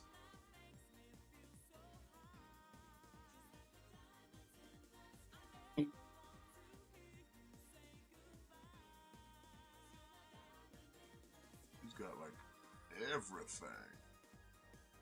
Is Naomi going to Elimination Chamber? She is. Wait, how big is this thing? Oh, okay, this is 12 inches. So to kind of again, I know there's gonna be there. I know some people. I'm gonna say this, and some people are gonna just kind of roll their eyes and like that's fine. But in in perspective, to put it in perspective, both the women's United States champion and women's intercontinental champion both lost elimination chamber qualifying matches this week. Well, just look who we got in this women's chamber. We got Liv, Alexa Bliss, Bianca, Naomi, and Bailey. And one more woman to go.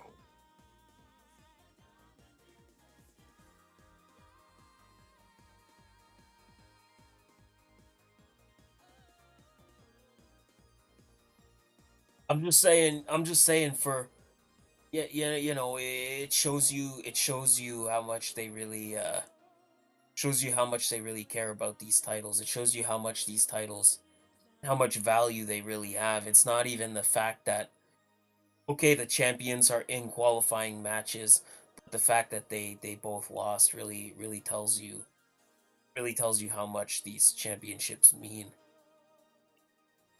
Like losing to Bailey is okay, losing to Bailey is one thing. Like Bailey's like a bona fide like main eventer. Okay, like that's one thing I can let that go. But when you're taking a loss clean to Naomi, like yeah, I don't know, man.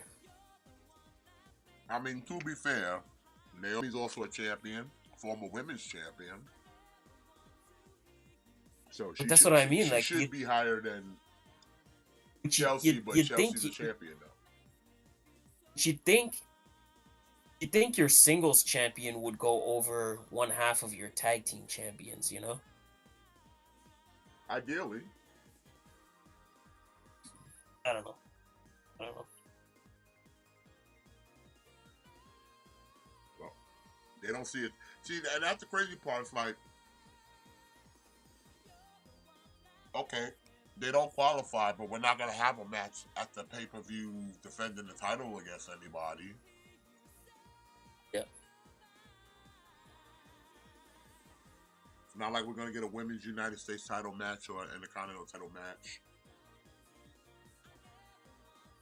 Hell, we're It not even feels getting like that from the men. We're not even getting that from the men. it feels like it feels like they made those titles just for the sake of making them, but then they had no plans for them.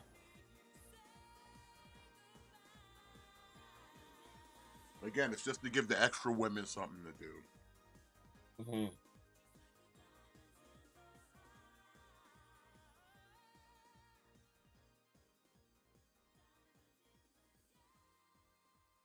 All right, but Astro Boy, 415 with a 4150 deposit. That's pretty pricey. Yeah. Is this die cast? Let me check, because I'm like, that's a lot of money, even for 12 inches. Okay, we got LED lights.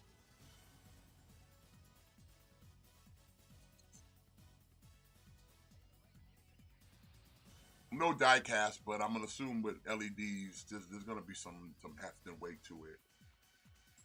Yeah. Made out of alloy. It's made out of alloy. I'm thinking too, like this is probably not like 4 inches, you know? Nah, it's 12 inches. Okay, yeah, there you go.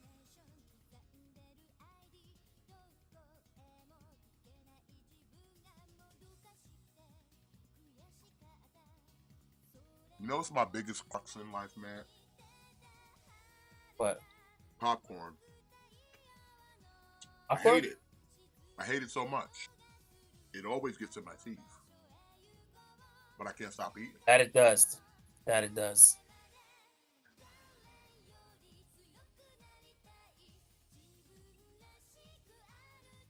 But I can't stop eating it though.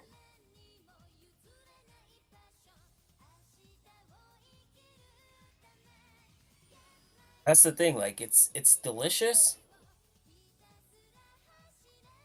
but it's also like you got to put a little work into it, you know? It's like a forever curse because it's like you're always gonna be forever cursed with getting popcorn kernels in your teeth, but you're still willing to go through it. Like right now, I just got done eating some popcorn and I got kernels all in my shit, and I hate it, but that popcorn was delicious. It was delicious popcorn. Yeah. It was a mixture of cheese, caramel, and butter. Very Like that delicious. Chicago mix. Mm-hmm. Chicago mix is great. Only thing though, it wasn't kettle corn though. Just regular popcorn though. I like my corn a little kettled. The kettle makes it just a little bit more gooder. But this popcorn still wasn't bad. And and to make matters worse, I got another bag of popcorn in the cupboard. It's like, goddamn you. Now you're probably thinking, well, just get rid of the popcorn, right? Well, shit. Maybe you like wasting food. I don't. Listen, even if it's bad, I'ma still eat it because I don't believe in wasting food. I'd rather just take it like a champ and just eat it than completely. Now, if it's completely unedible, that's different. But Yeah. if it's still edible, I'll eat some of it. We just ain't gonna outright here throw away food, man. We don't live that life. There's a limit, you know?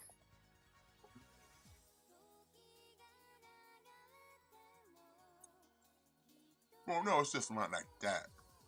Okay, it's just one of those things of just you remember when you had not. So I can't be just justifying like, listen, man, I remember a time when I had no food. So just the idea of throwing shit Yeah. away is just like, nah, bro. I'm gonna at least eat this.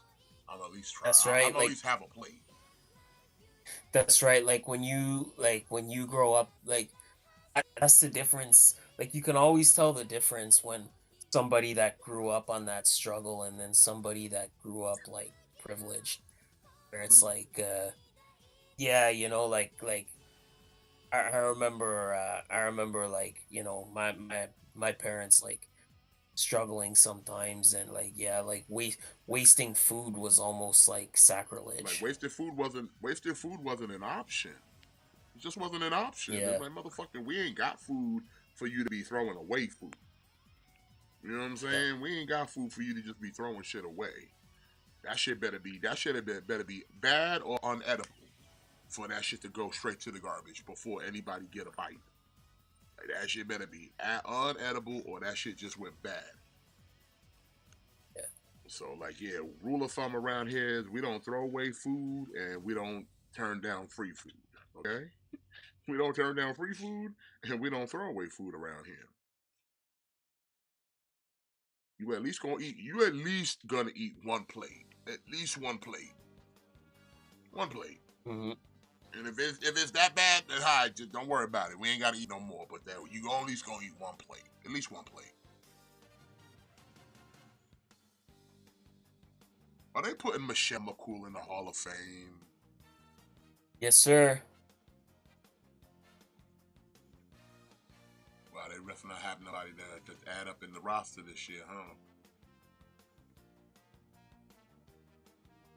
You know, it is what it is. Like the Hall of Fame is what it is. Well, you know what? To be fair, she did a lot more than Kelly Kelly or Tori Wilson. So I'll give her at least that. Like I think again, I think the Hall of Fame is just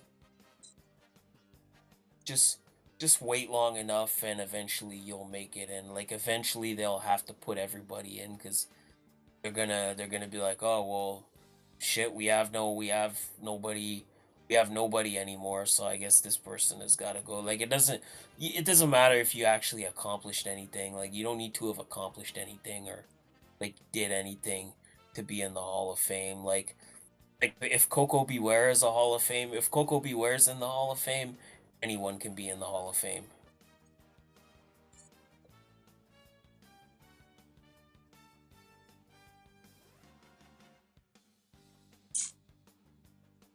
Mm. Well, you know what? Good for Michelle McCool. Mm-hmm. But yeah, that is going to do it for Fig News here, ladies and gentlemen.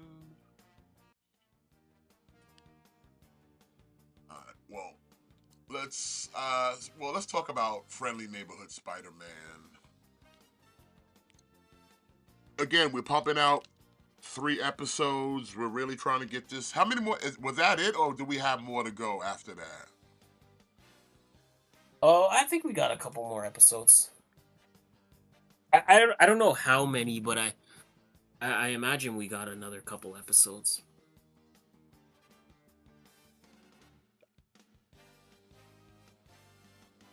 Well, clearly, like, Yeah, it's if you've been paying attention to Friendly Neighborhood Spider-Man, we're getting kind of somewhat origins of a lot of Spider-Man villains. yeah. Like I said, we're clearly getting like a backstory of Tombstone. This Yeah. week we got the Scorpion,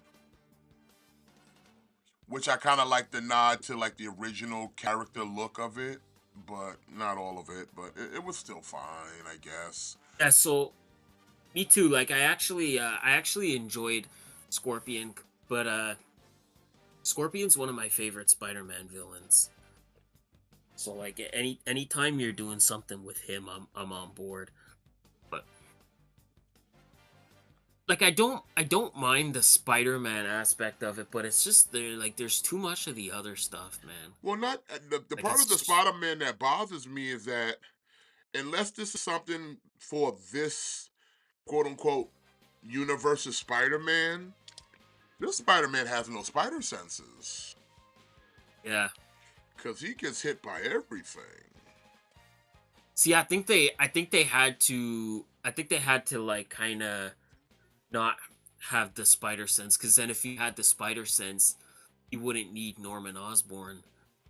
I guess maybe like that's their like thinking. What you mean talking about like if he would know something was up with Norman? Like yeah, like but like the whole point of Norman is he's kind of there like looking out for him, like he's like his guy behind the desk, Yeah, but there's so to clearly speak. some indication that he's doing other things behind the scenes because he's got the whole Spider-Man thing he was showing off to General Ross. Yeah, yeah. So it's almost like he Uh, wants to be the good guy, but there's something about him that's still kind of nefarious. So It's kind of it's just like, yeah, don't know where it's gonna go because like even in this episode, he has a Goblin glider already. yeah. So there was definitely like this episode is I think where you started to see the shift a little bit where you know you had like you saw the goblin glider, right? So that gives you an indication that we're already on the road to him becoming Green Goblin Well, to a not certain even. I degree wouldn't even because say he that already because has I the think they want glider. to subvert expectations, but I don't think it might. Here's the thing: I don't think it'll be absolutely Norman, but there will be somebody as Goblin. I don't think it's gonna You don't think it'll be necessarily gonna Norman? be Norman, because that's what you want. You think too many direct correlations that would give you the impression that yeah, at some point Norman will be Green Goblin. Like I mean, his whole wardrobe is green. I don't know if anybody picked up on that. His whole Yeah. wardrobe attire is like green. And so, but I feel like because how this show is kind of taking different directions with the characters, I think if anybody's goblining it out, it'll probably end up being like a Harry, or we might bypass Green Goblin and goes directly to just Hobgoblin. Maybe, You know what I'm maybe. saying? Yeah. because now we're also teasing what's her name, Miko, her power amulet. So like, so clearly she has powers. Yeah. But then she's gonna sit there and be mad at Peter for not telling her he had powers, and it's like, well, you're hiding something too. So do you really gotta, real? Do you really have a right to be that angry with the guy when clearly you're hiding something too? You know? Okay, could we that's one thing. I'm glad you brought it up. I'm glad you brought it up. Could we stop with that whole trope? Could we just like could that just be done with like that whole trope of like, oh, like I'm mad at you because you didn't tell me like your deepest secret. Like, man, like fuck off. Like, first of all, like, yeah, like you can't like you're a fucking Spider-Man. Like, yeah, you can't go around fucking telling everybody that.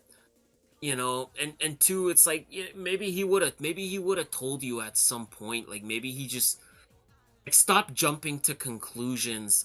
Like, oh, just because you didn't tell me by just because you didn't tell me now, it means you were never gonna tell me. Like, maybe he was gonna tell you at some point. Maybe it was just a thing where maybe he just had to wait for the right time. Well, Like, like I'm I just so said, tired the of that the trope. logical thing. I don't want you to get caught up in my shit. Like hell, Yeah, the first episode we sat there and watched before I even got bit by the spider. We watched Doctor Strange fight a transvestite symbiote. So, does this look safe to you? yeah, Does this look safe? So it's like, sorry I didn't tell you something because I felt you knowing would probably put you in danger. You know what I'm saying? That's the logic of every superhero. I don't want to tell you because the moment you know that it automatically somehow puts you in danger because now you know too much. exactly. You know too much. And like I said, all it takes is for one villain to find out that you know me. Then your shit fucked up. Like, it's just such a overplayed trope where it's like, man, like, yeah, sometimes you withhold things from people to protect them. Like, I don't know, like, like if you're like a cop, let's say like you're a cop and you're dealing with a lot of like gangs and stuff.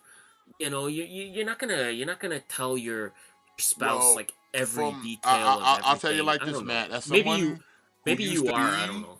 as someone who used to be a police officer, that's one of the rule of thumbs. You don't really tell too many people what you do because there are those who are going to take that information and could hand it to somebody else. Yeah. You know what I'm saying? Like, oh, I know this cop, he lived here and his family and this and that.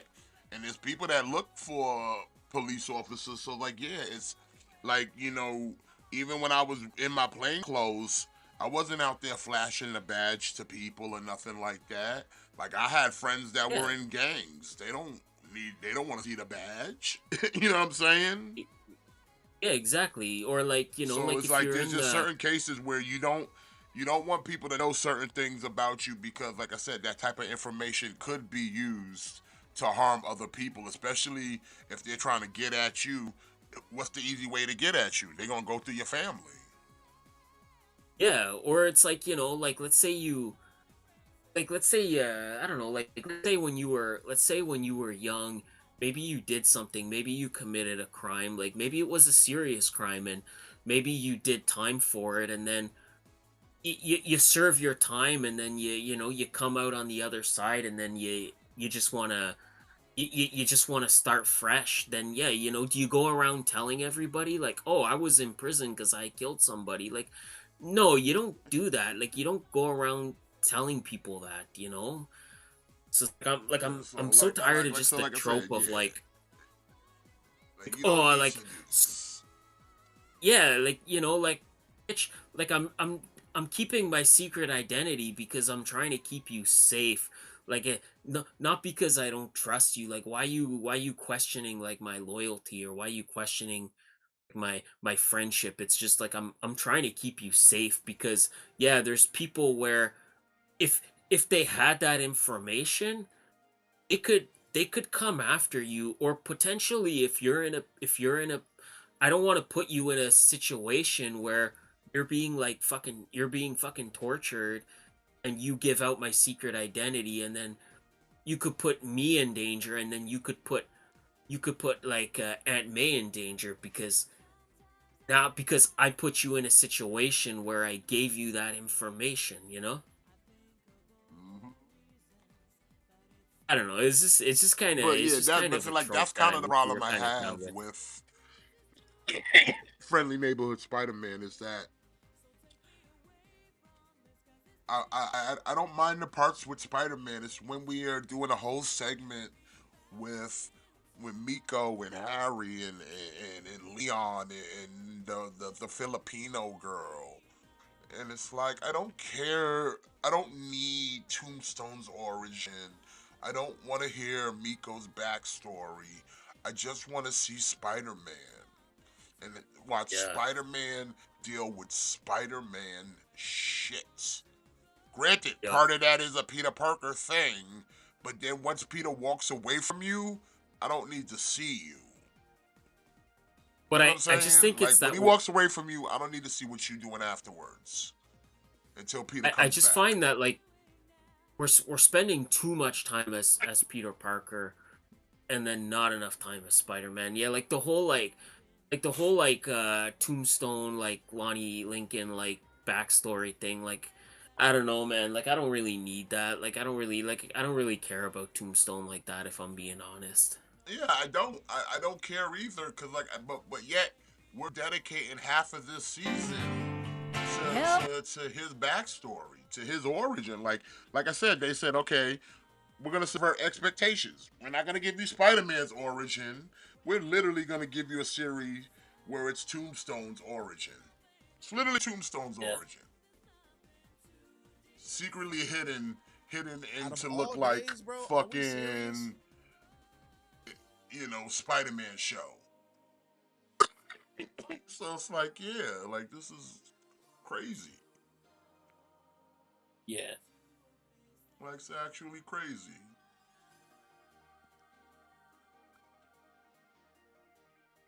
It's like, yeah, I don't mind. Like I said, that we're getting the kind of origins of a lot of the villains. Like I said, Octavius. The scene with Octavius was pretty cool. And then we got a Yeah. little cameo from Iron Man. We got to also see Daredevil as well. Yeah, we got Daredevil in the black suit, which was pretty cool. But see, like I just wish the show was like more of that. Like I just wish it was more of that, and less of the other stuff. Although I did think when the SWAT and them came in on Otto, I thought he was gonna break out the arms from like his jacket, but instead it was like the whole building was like, the arms came out and shit, which was pretty cool. Cause like I was expecting him to Yeah. pop out the arms, but not Yeah, like the me way too. he I did kind of though. Not in the way he did though. But that was cool though. That was cool. Me too. I kind of thought we were headed in that direction, but But yeah, like I said, we got Scorpion now on the board. We kind of had a Rhino on the board. There might be a symbiote on the board somewhere, because remember, the symbiote left a little piece of himself with that whole wait, encounter with Doctor Strange. am I tripping, or was that Chameleon? That was Chameleon. Yeah, like But that's how Chameleon he looked in didn't the really. old comics before we saw him in the Yeah, animated series. But yeah, that was Chameleon. that's what I thought. Cause I'm like, okay, like the He face was looks one like of the Chameleon. Russians that was with the female Rhino and the male Rhino.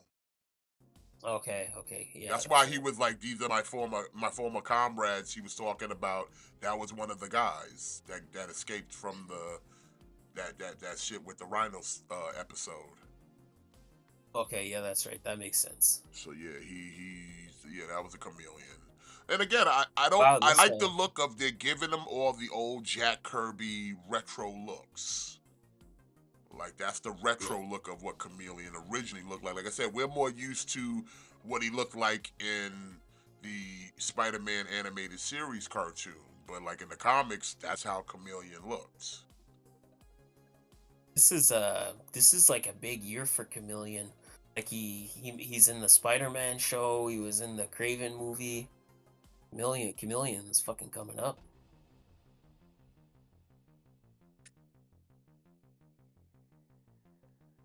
So yeah, like I said, there's a lot of parts of it where it's like I'll give it the credit, but like there's still some stuff. Like I said, even some of the animation, it's not that great. Especially like the fight scenes that you like if you really pay attention to some of them frames, them shits is trash, bro. Like like they just think because if it moves fast, you're not gonna notice it, and it's like, bro, what is Yeah. this animation, bro? But yeah, again, like I said, they're cranking them out three episodes a piece. And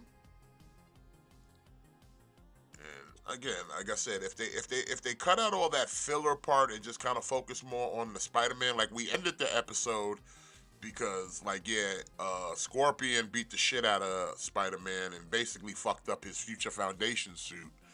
But Yeah. Harry, at the end of the last episode, he clearly built him the traditional Spider-Man suit.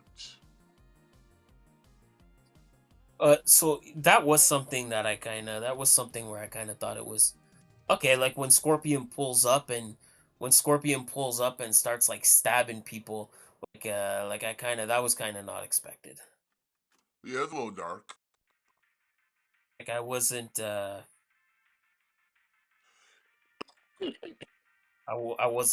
kind of expecting that, but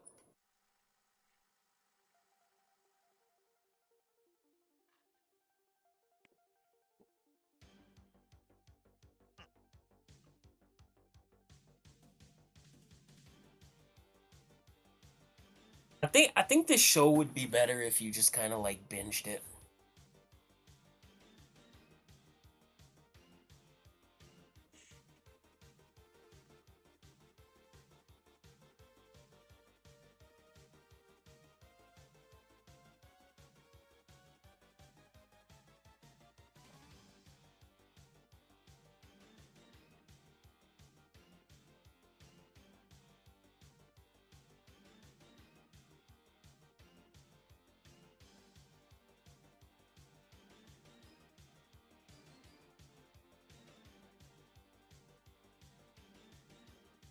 I love you solo. I love you solo. What's going on? Guy with two names. Yeah, this is original content. This is very original content where we're talking about Spider-Man. Talking about Spider-Man. I got distracted. I was watching some wrestling because Solo got pulled up on by Jacob, and then Solo was like, "I love you, Jacob," but he ain't say, "I love you, Solo." He didn't do the thing. He did not do the thing. And now here comes Shinsuke Nakamura, the most unimpressive United States champion because he's barely on TV, except for SmackDown though. But don't expect him to defend that Yeah. title at a pay per view / PLE because we don't do that no more. No, we do not. We do not do Definitely that do no not do more. that. Like mid card titles get PLE love. Nope. Tag team. Your ass better be a world champion. Speaking of which, kind of to deviate off from that for a second, are you aware that in NXT, the Heritage Cup is now referred to as the Heritage Cup Championship Okay. and is now under Lexus King's rules, which is basically Which his is rules is just a basic match. yeah, I did see that. And also, Booker kept trying to throw it out that he's the king of television. Could we be seeing a TV title at some point in They NXT? might as well. They might as well like that. First of all, like the British rounds thing. That only worked when they did NXT UK. Like without NXT UK, the British rounds doesn't work. And then having these guys carry around like a gigantic cup, it just seems kind of tedious. Like just make it a belt already. So it seems like they're trying to go in that direction because Booker T said the word television a lot during that Lexus King match. And I know we've kind of deviated off the Spider-Man thing, but we'll get back on the Spider-Man thing. But like, it was just something I noticed. Like they changed the name to Heritage Cup Championship, and like I said, Booker T kept throwing out TV, TV, TV, TV, TV. Like I said, did not go past me. Did not get past me. So like, it seems like they're trying to plant that seed. I'm just saying, it seems like they might be trying to plant that seed. But it's all good. I ain't mad at it. I would like to see it be the first because I don't think we've ever had a TV title in WWE. I don't believe so. So this would be the first. I've seen TV titles pretty much in almost every other company that I've ever watched, from the NWA to TN. Well, no, not TNA, but TNA had a television title. they did. Yeah, When? Oh yeah, that's it right. was. The Yeah, Legends title got renamed TV. That's right, they did. Almost like forgot like about that. if you yeah, like Devon had it for like a hot minute. Yeah, I did. Yeah, it was because they kept rechristening that Legends title Booker T had. Because remember, it was the Legends title, then it was like the Global title, then it became a Yep, TV title, and then it became the King of the Mountain. yep. Yeah, almost forgot about that. Yeah, so yeah, TNA had one, Ring of Honors had one, ECW had one. Like TV titles, WWE, WCW. yeah, WCW had it. So like WWE is the only one that I have known that I don't think ever had a TV title. Like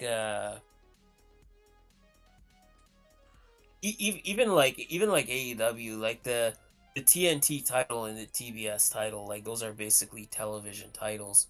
They're just named after networks. Yeah, they're They're brand they're just named brand after network specific Pacific, but they're networks. pretty much TV titles.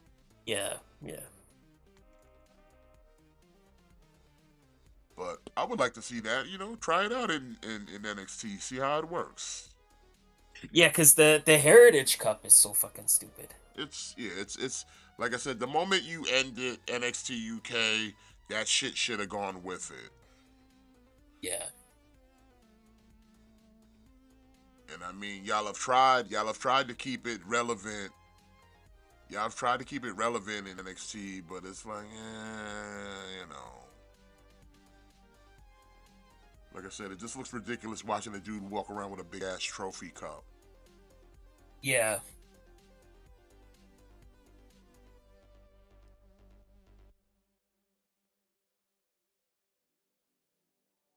The Miz, we got the Miz, we got LA Knight now in the ring with Shinsuke Nakamura. This is a interesting combination. But back to Spider-Man. Like, yeah, Spider-Man, I don't know what to say about Spider-Man. Like I said, I want to like it so much, but there's so much about it that is just this so boo-boo. Like, really boo-boo. Yeah. Now, last week we had said that, Spider-Man's not that good, but Invincible was better. This week's show of Invincible was kind of a mixed bag. Like, the first half I didn't care that much for.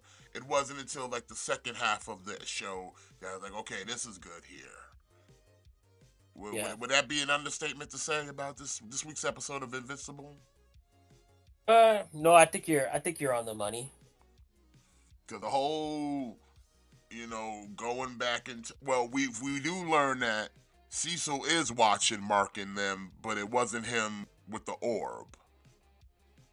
So they're still keeping tabs on what Mark's doing, but now they're just like, who the fuck else is watching Mark? You know what I mean? Yeah. And then those two twins who stole the Constitution, they return looking to help bring Mark to the future to help them. And at first, Mark's like, I'm not going, but then they, just kind of fucking kidnap him and take him to the future. Yeah. Which was kind of funny. I like the part where, like, they take him and he was on a date with Eve, and then like he changes into his like superhero costume, and then it's like, do you just keep that on you? And he's like, hey, what do I put my clothes? And then like another Invincible pops out, and he goes like, I'll take that. and and he was just like, what happened? And he's like, don't ask. Just the future's something you don't need to know. But then when you see the end of the part, and then you see him leaving the future, and he's like, hold on. He takes the clothes. So it's just like, that's funny. I did find that part funny, where it's like, your future self comes to take your present clothes because he needed to take it back to the present. Yeah.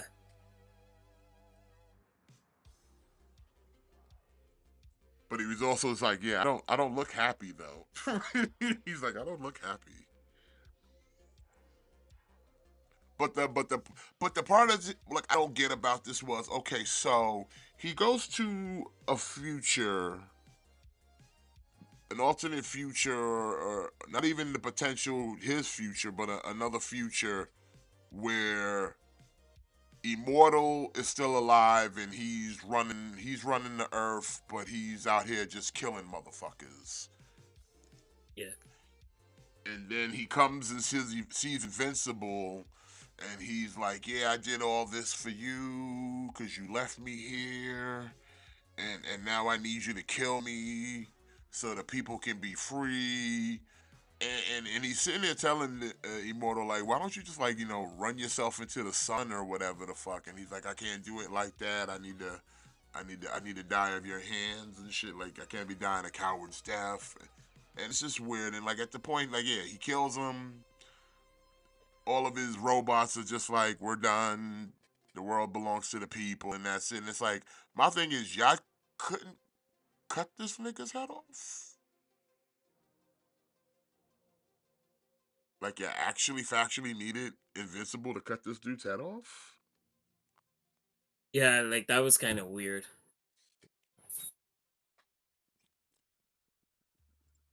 Because, like, last time I checked, I don't think, like, Immortal was, like, indestructible as far as, like, oh, he can't get stabbed or he can't get shot.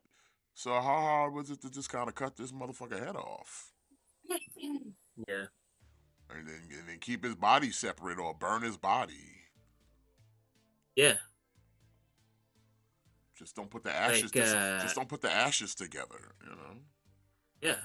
And Like if don't you cut off don't his bury head it and in the like soil, so that way, like, the earth doesn't soak him up and then regenerate him into the planet. You shoot one of it into the sun, and you bury one at the bottom of the ocean. yeah, like put it in a box or something. Yeah, Like put it in a box, like lock it away. buried it in the bottom, deepest part of the ocean, and the other half you shoot it into the sun. Yeah.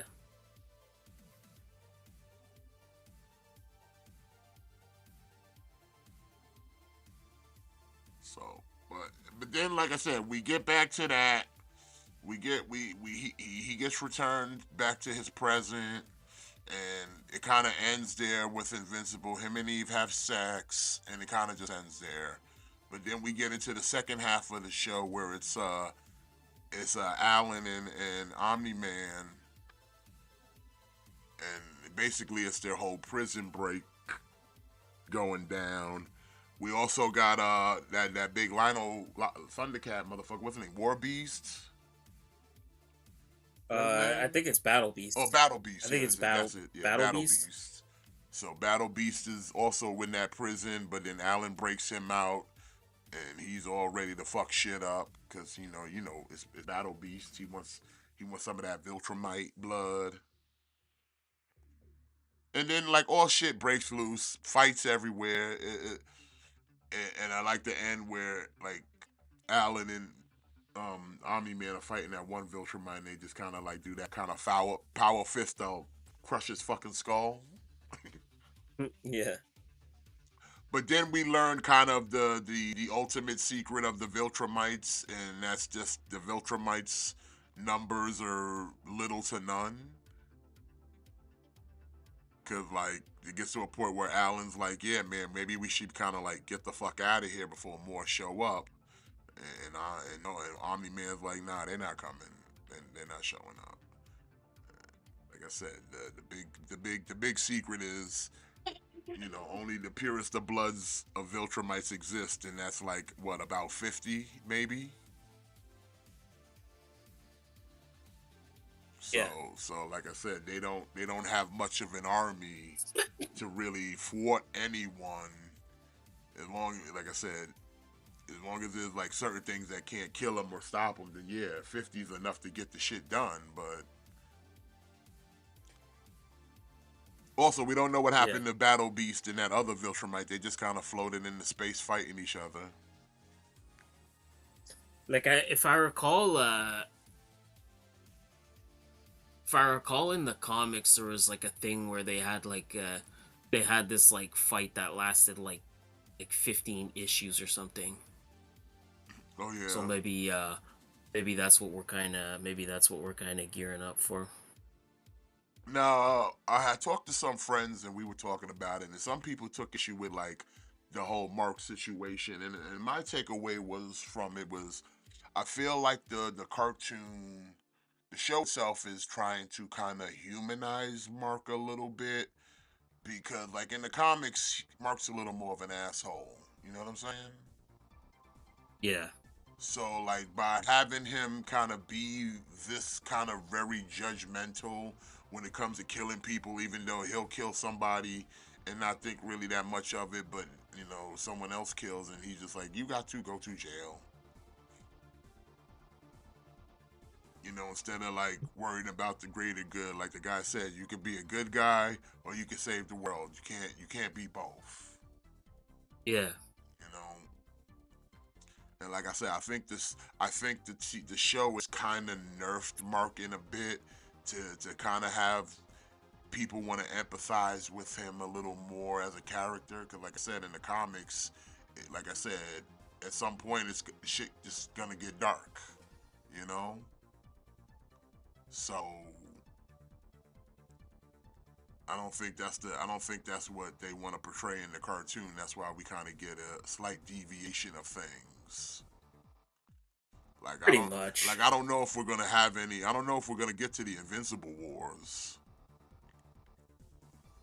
It's like too. I guess like the creators of the show too. I think it's like a little bit like they want to tell their own story, versus like just doing a straight adaptation of the comic. Like they kind of want to put their own little spin Yeah, on they're it. putting It's their own like spin on it, but to do that, you have to soften up Mark a little bit. exactly, You yeah. kind of Like have to humanize him a bit, because, like I said, in the comics, he's a little more of an asshole. So yeah. you have to soften Mark up in this way.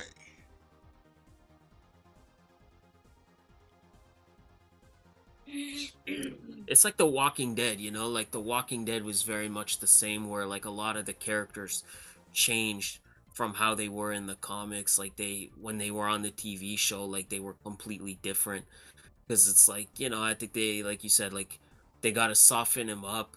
They got to soften him up to make him work for TV. Yeah, you gotta Like be. that's He's the gotta other be. Cause thing like I too. said, if he's acting like the villain throughout the whole show, then it's not sure if that's what the show was about. But you're trying to portray him as the hero. But if he's doing all Yeah, the shit he does in the comics, it's like, is he really the hero? exactly. Yeah. So since we're selling it as Invincible's the main character, he's the hero, we have to soften these edges because in the comic, shit's not soft. Mark's not soft. Yeah. You know what I'm Like saying? they have to tweak his character to make him work more for like a television viewing audience, you know? Like Oliver, same way. Was like Oliver's kind of on brand the way he was in comic, but that you could keep him that way because then you could future make him be an adversary if you wanted to. Hmm. That's why he's out there. That's why he's being the jerk. He's already out the gate. Shit, Dad might be right. Dad might be right. He living that bug. It's like He living that bug life, my guy. Listen, I live that bug life, that thug yeah, life. yeah, like that's the thing, like in the comics, like the bugs, they have like super like smoking hot bodies. But like they don't want to do that on television because they don't want people that watch their show simping to bugs, you know? So it's like, but it's true though, right? Like Well, no, they don't they just want kind of that. dialed So it back. That's all. They just dialed it yeah. back, but it's just a thing of like I said, you can't have your main protagonist be just kind of vicious out the bat. You know what I'm saying? He's already showing signs of, oh man, he's kind of acting like Omni Man over here. Yeah. Like the way he's just kind of disregarding anything was like, I'm just gonna pull up on you because I demand answers. You know what I'm saying? You one step away Yeah. from just starting to body people because you didn't get what you wanted.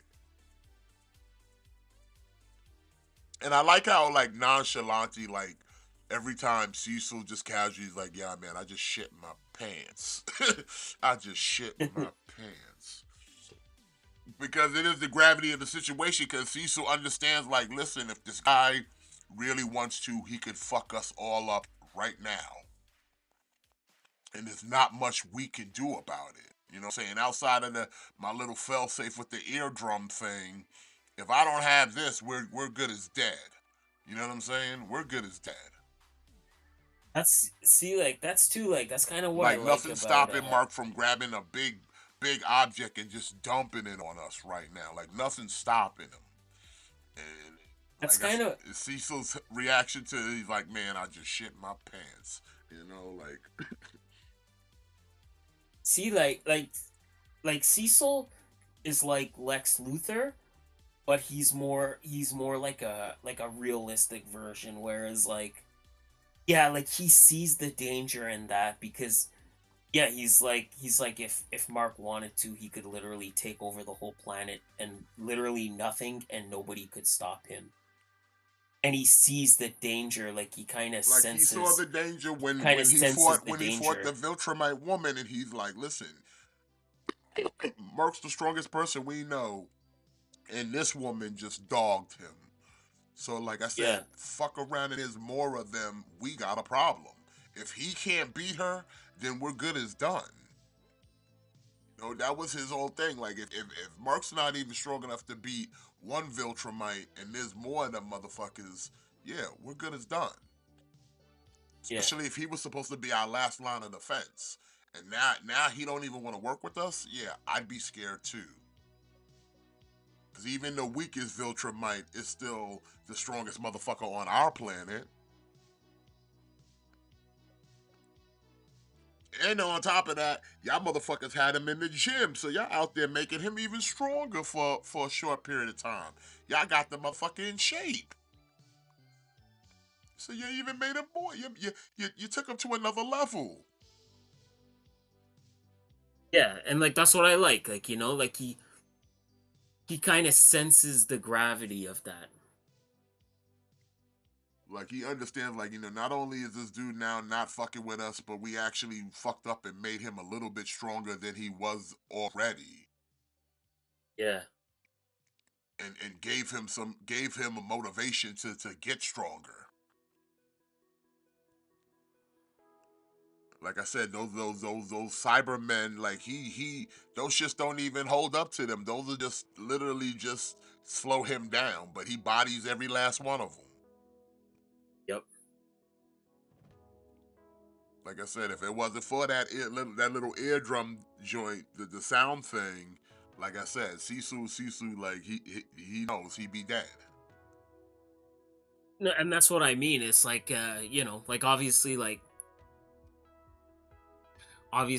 Lex Luthor like over the top, but like again like to an extent like Lex Luthor understands the danger that Superman possesses if he was ever to turn his back on humanity. And like that's what I feel like with Cecil. Like he understands the danger of the situation where yeah, like if this guy all of a sudden changes his mind and he decides like fuck the human race, like nobody could stop him. Like we would be like totally fucked. So it's like it's easy to kind of look at him and be like, oh, like he's doing all these like undermined things, or he's doing all these like dubious things, but you kind of understand the logic behind it a little bit, you know? Mm-hmm.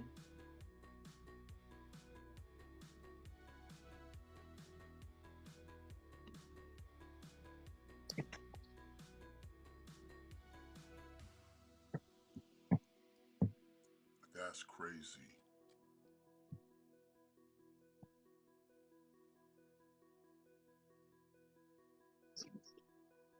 We got Miz versus LA Knight. This is kind of a new match. I don't think we've seen this before. I think they feuded for a little bit, but we haven't seen this. We haven't at least seen this in a while.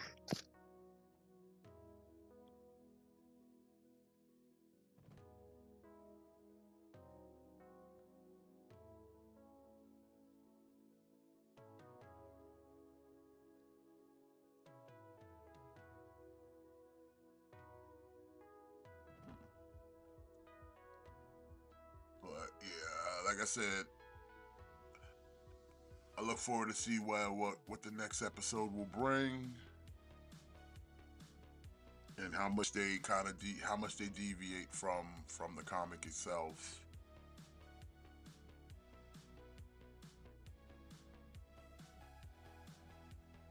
But other than that, I don't know. Were there any new trailers? I could have sworn there was some new trailers.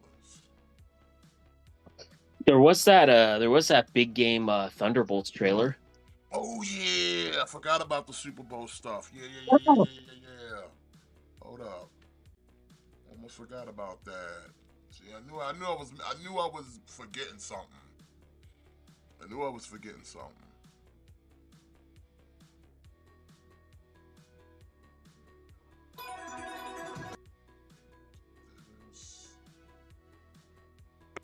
Yeah, I knew I was missing something. I was like, wait a minute.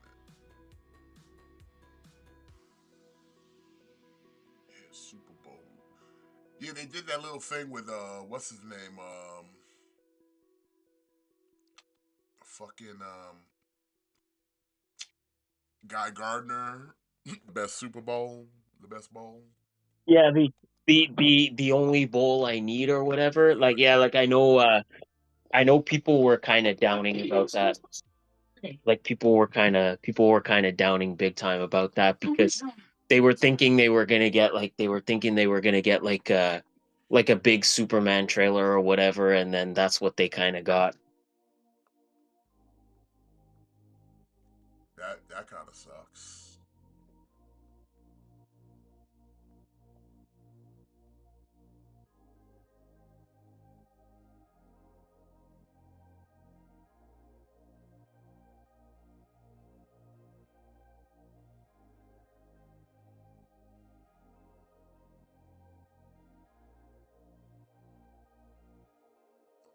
Let me find the Thunderbolts thing.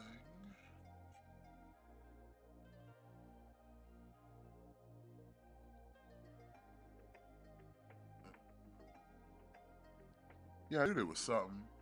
All right, LA Knight with the win over Miz. Yeah, kind of like not really surprised, to see LA Knight get the win to any degree, but Okay, question. it is Did you what it see is. the I think. trailer for the or at least the kind of the live action How to Train Your Dragon? Yeah, Why are we getting a live action of that movie? Like that movie is not even. is it a decade old already? Is it that old that we making a live action of this? The I don't franchise know. wasn't I like mean, the franchise itself is not even that old. That we doing live I action. don't know. Like, why are we getting a live action Lilo and Stitch, right? I say the same thing about that.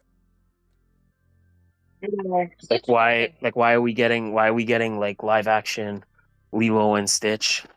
Okay. But I don't know, like I might watch the live action How to Train Your Dragon because I never watched any of the animated ones, so I might check this I out. watched the first one, and I'm like, yeah, it was fine, but I was never that like crazy about the franchise itself like that. So I'm just like, it's whatever. I'm not. But it's fine, I guess. So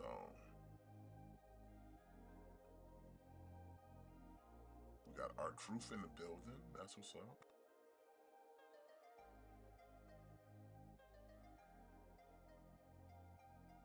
But yeah, we'll take a look at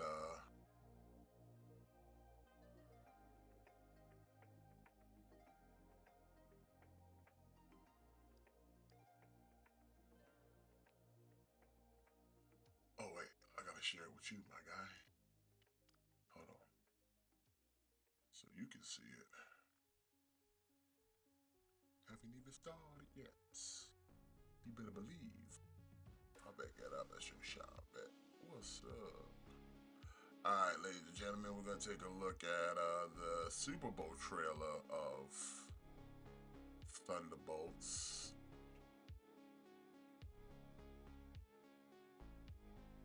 Whoa, we'll take a look at that.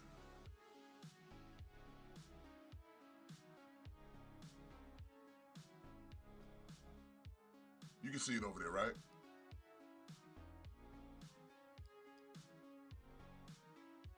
Hey Matt, you see it over there, right?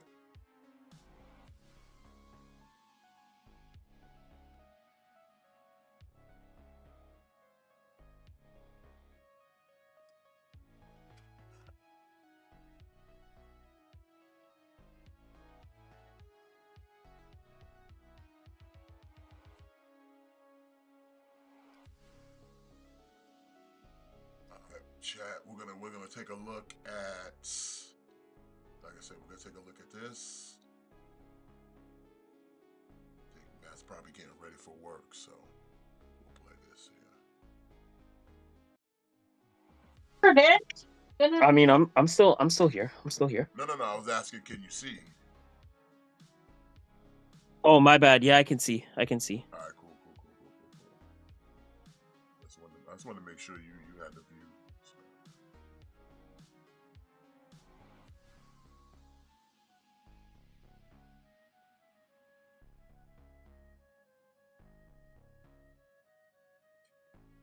Let's take a look.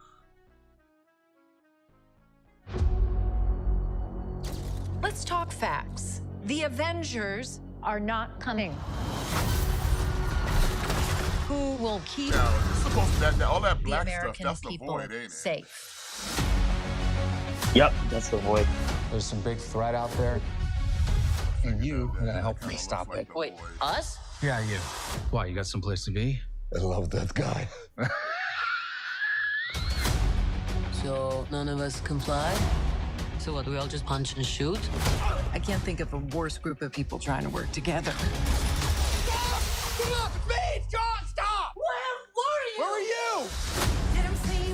Everyone here has done bad things. You can't escape the past. Hey, it's like your mind is somewhere else. So you can do I something like about how it now. I like how on the nose it is. Like so what? We all just punch and shoot. This could get messy. No shit. You thought you were gonna be some great saviors? You can't even save yourself. Entry, but we don't fully see him yet. We can't do this.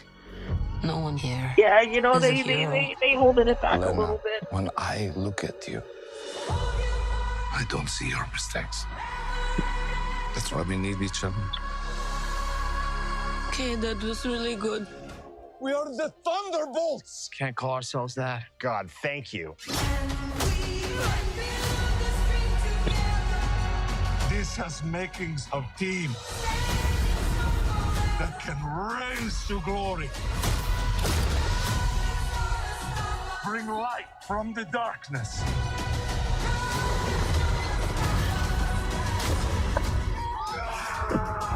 This team can be the heroes on the Wheaties box with a little giddy toy.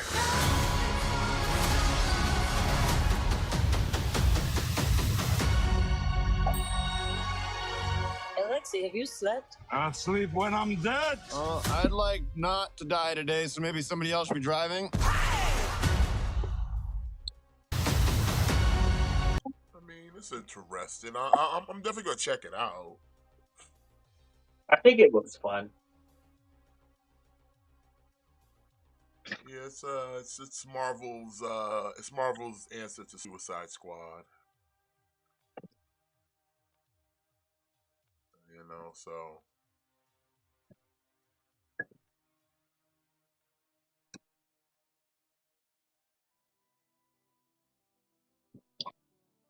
using old Avengers towers. I don't know. I think it looks fun, and I like that it kind of introduces us to like Sentry, like it introduces Sentry into the MCU, which I think is cool. Like,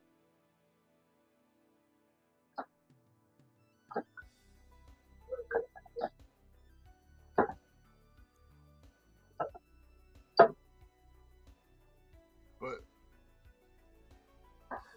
I definitely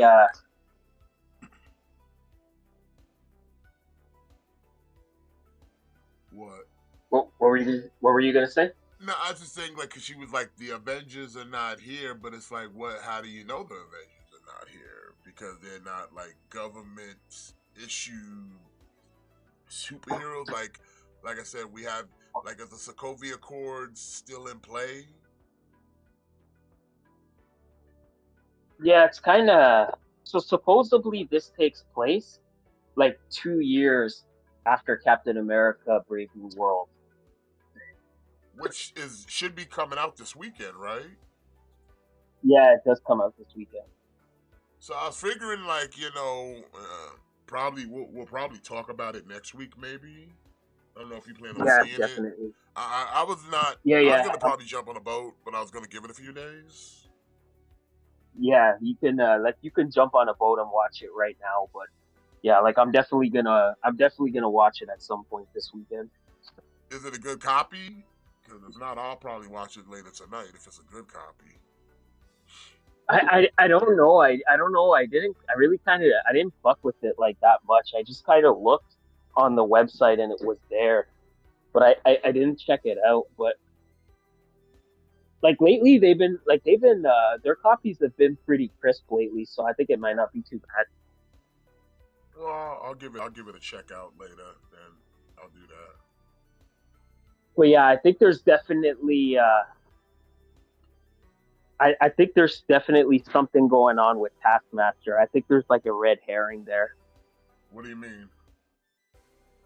Because if you notice, like when they show all the scenes of them doing stuff at the end of the movie, like Taskmaster is not there. So you mean what? Taskmaster might be dead already, or Either that, or like she's gonna betray them or something. or like they do those things where they just cut people out. Maybe. Like it'd be one of those things where you'll see Taskmaster, but she won't have her mask on or some shit like that. You know Yeah, what I it is mean? possible. So, and they just like cut that whole person out of the trailer, or just omit it from that one scene, or not, or it might be just a fake scene. They've done that in the past where you get scenes that don't even show up in movies. Yeah. I.e. Avengers all running running into battle, but that scene doesn't even exist in those movies, but it did in the commercials. Yeah, so see, like that's the thing. Like she might end up, like maybe she's gonna play like a different role, or like I remember early on. I remember early on there was some leaks where and I haven't really heard any update on it, but I know early on there was some leaks that were basically saying like there's gonna be more characters in this movie than what we're seeing. So maybe it's like a thing where maybe it's like who's to say that okay, like shit, like we all just shoot and punch. None of us can beat the Sentry. We need some more like muscle. So then maybe it's something where like Taskmaster has to go do her own thing to get like a heavy or something. Maybe, you know. But yeah, definitely.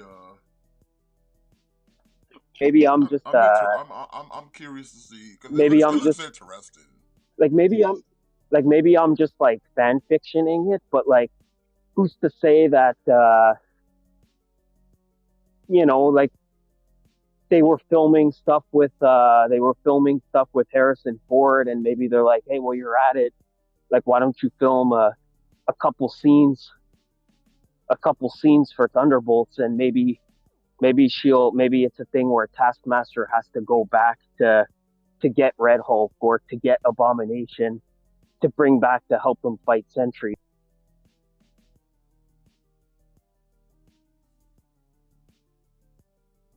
Like I don't know, maybe I'm just being really out there, but it's not impossible, you know? Yeah, it's not. Like I know everybody seems to think like Taskmaster's gonna die, but maybe it's not that she's gonna die, but maybe it's just that like she has to go off and like get the Abomination or something to bring back to help them fight Sentry. Because you got to think of it realistically, like Sentry should dummy all of these characters, like no question about it. Yeah. And I'm not even saying that like Abomination or Red Hulk would be able to defeat the Sentry, but at least it would give them a little more of a fighting chance, you know? Oh, real quick, because I know you about to leave soon. I didn't do. Hey, Mr. V, what's poppin'? We didn't do an update on Leo Kaiser. See where he's sitting now in week 2 here. I kind of been popping in every now and then. It doesn't seem like he's moving that much. Well, right now he's currently sitting at 49.44. So you would say close to halfway to the target of 10,000 backers. Like I said, we still have like 38 days left. So it'll probably hit funding, and then it'll probably hit that second tier. They unlock the second figure, the 7-figure, and it'll be done. Cause like the other stuff is like really not that important. I think that he'll get funded and he'll hit the first tier very shortly after getting funded, because I think once people realize they're getting Leo Kaiser, they're gonna want the Death Cobra. Like they're gonna want to complete that team, you know? Like they're gonna want to finish off that group. So I think once he gets funded, I think we'll hit that first tier in like no time. Do you know? Because I think do you know the backstory of Death Cobra? So isn't it like Hellback got like taken out or something? Well, and then Death Cobra was like his replacement. Hellback kills Death Cobra. Oh shit! Okay, I didn't know that. But yeah, because he wanted to take his place.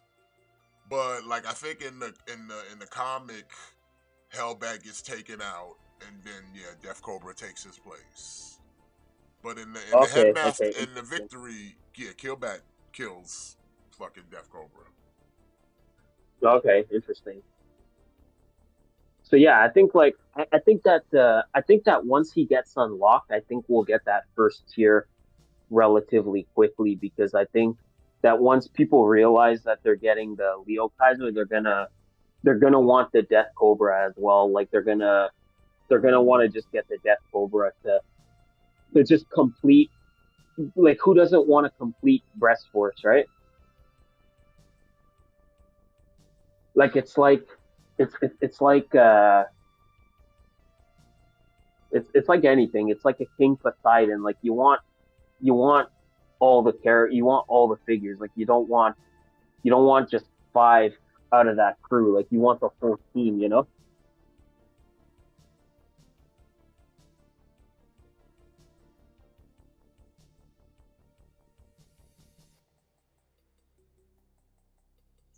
So like I said, I think once he funds, which I suspect he will, I think we'll get that Death Cobra fairly quickly.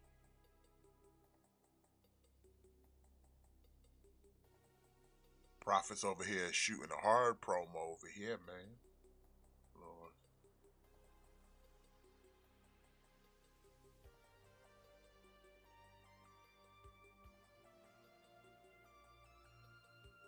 But like I said, more than likely I'll probably back it just to complete my victory line. Like I said, Death Saurus.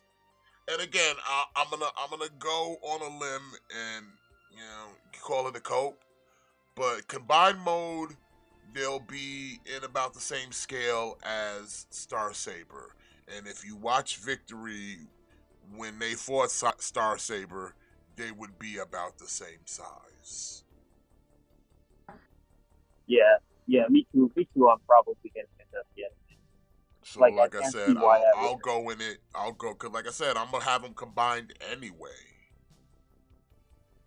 So I'm not, like I said, I'm not gonna be one to be like, oh, I'm keeping them in separate. So like, yeah, and I sure shit ain't buying sets of two. So you can kick rocks on that one.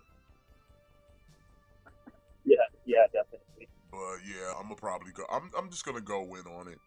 But I'm gonna wait though. I got 38 days to go in, so I'm okay. Yeah, me too. Like me too. I'm gonna inevitably get it. 'Cause if you already got the Star Saber and you already got the Death Doors, like why wouldn't you? You know, like you're already in. And I like Victory. Like I said, I own the DVD. I've watched it in the past, so I like Victory. Victory and Headmasters. Like Master Force is okay, but Victory, like I said, like Master Force has its benefits. You know, you got Overlord, you got the Seacons, but I never cared for Genrai. Yeah, that's fair. Like I never cared for like Genrai because he's not Optimus Prime. He's literally just a shell. He's a shell of Prime. Like even just the concept, the Master Force and all that. Like yeah, it was fine. Like the human form. It was another part of being a pretender. She's another pretender. Yeah, Like especially like it's a combination of okay, we have the power to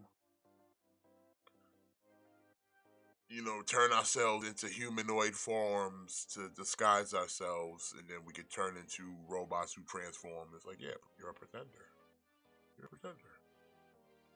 You just don't have the candy coating shell. But by yeah, yeah. transformer logic, Basically, you are a pretender. If you can transform, if you can disguise yourself in a humanoid form, you are a pretender.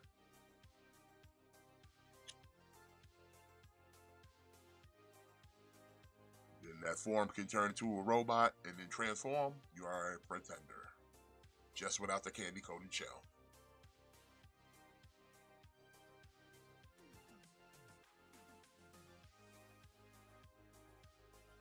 We love pretenders here. yeah. Same, think. Like I wish a proper pretender would be done. I don't know if that's a possible thing to do, but that would be cool if we can get like a proper pretender, somebody with a candy coating shell and a robot inside. And like I said, I'd like the candy coating shell to have articulation as well. Like a bludgeon that's not a tank. In fact, you know what would be a good idea? You know What? how like the Gumplas, when the Gumplas you build them, you can build kind of like the skeleton frame and then you kind of put everything over it afterwards. Yeah. So what if you build a transformer, right? That has like attachment parts on it that make it look like a pretender. So like you can kind of put the candy coating shell on it so it looks like the pretender with the shell on, but it's articulated because it still has the robot inside. Am I making sense? Yeah, I can see that.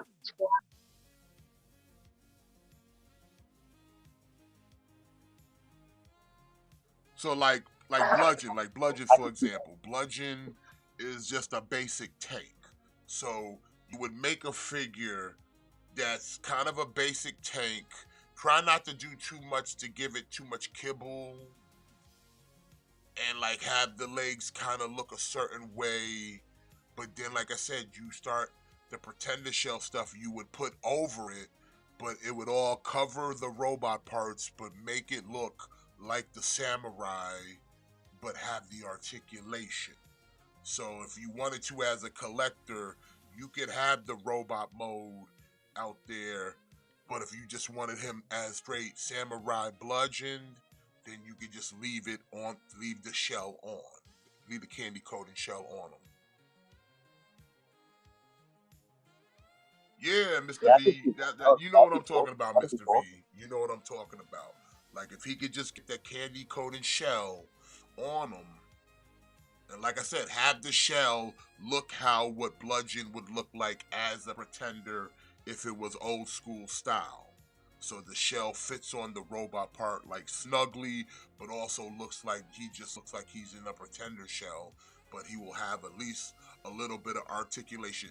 Maybe might have to sacrifice some waist, but if you do the shell in a certain way where it's kind of parted off from the ab to the waist, so we could kind of get the swivel at least, that would be dope. It would take a little bit of engineering, but I feel if done right, it could be done, and that shit would be hot as hell. And you can still, and hey, here, just a chef's kiss for the Hasbro people, free of charge, since bludgeon is a tank, and like I said, he's got to be a tank under the shell, but we don't want all the kibbles. But I know he's gonna have kind of tready legs or something like that. Yo, if you want to have the turret thing, just keep it on the back. Keep it in the backpack. Like I said, I don't gotta look at the nigga from the back. I'll look at him from the front. But have that candy coating shell, shoulders, chest, the face, the legs. Give him his samurai sword. And don't do no shit like stick it in the turret of the thing. That no. Separate of his own. Sheath on the side, my guy. Sheath on the side. Not on the backpack. Sheath on the side. Okay, since we already got candy coated shell, have a spot for the sheath, for the sword, okay? Wu-Tang style. And that would be your bludgeon. That would be your bludgeon. Call me, son. Call me and get Cyclone Sky. Call me and get Cyclone Sky so we can make this beautiful bludgeon. This BB. This beautiful bludgeon. Everybody would love this beautiful bludgeon. Okay? With the candy coated shell. The first of many pretenders to come after him. This beautiful bludgeon with the candy coated shell. Yeah, I can see that. The I could see BBL, that. the BBL, the beautiful bludgeon. Yeah, you know we're doing that. Well, those are the first two letters. So yeah, the BBL, man, come on, like, get me and Cyclone Sky. We come together, we get this BBL. The beautiful bludgeon. I'm telling you, it would be perfect, bro. I can see it in my mind's eye right now. It is so beautiful.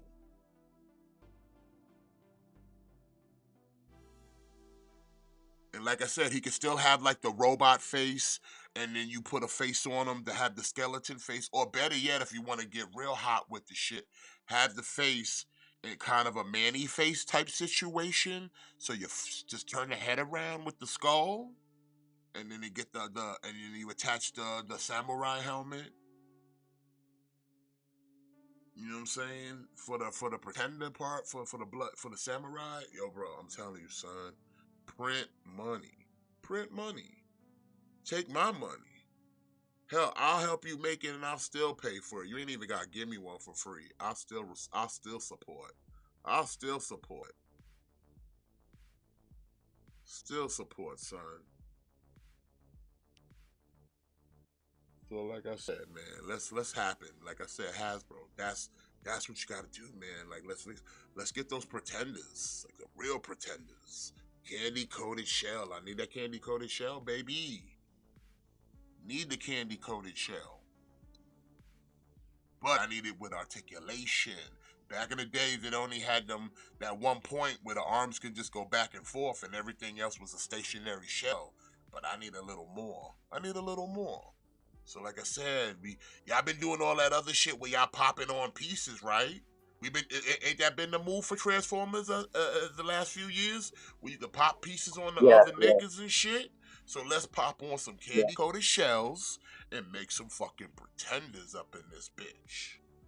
Let's make some pretenders up in this bitch. So yeah, that's where the move is. That's where the actual move is.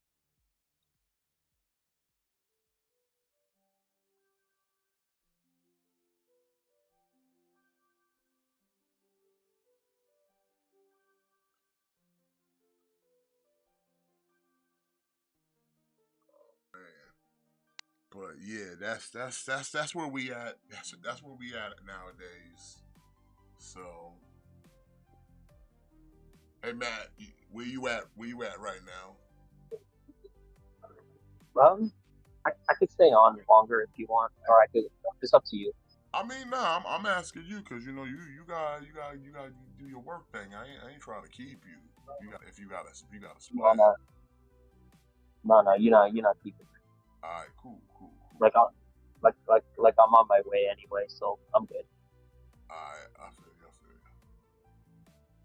But yeah, like I said, I've just been thinking about that because it's like that's the one thing from Hasbro and Transformers in a whole that is like I would like to see done properly. And Bludgeon and just the Pretenders itself is like the concept itself warranted to be lacking in articulation if you want it done the proper way. But I'm like, if you do it in a way where it kind of you can modernize it but somewhat pay a little bit of homage to the original but give it some style. Like I said, it'll be a bit of a parts foreman, but I mean, if you do it in a way where it's like it's not gonna be parts foreman if the presentation afterwards looks good. You know what I'm saying? Yeah, exactly. Like I don't feel like it's gonna be like, oh man, this was like it's not worth it. And it's like, nah, it's good because the presentation, like I said, if you did it, yeah, it'd be like I said, I got no parts problem if it's done properly. If it's done properly, I have no issue with parts forming. When done properly, I have no issue with it. Cause it's like, yeah, man, I want to see stuff like that. Like I want to see some like innovation, especially with characters like that. Cause like I said,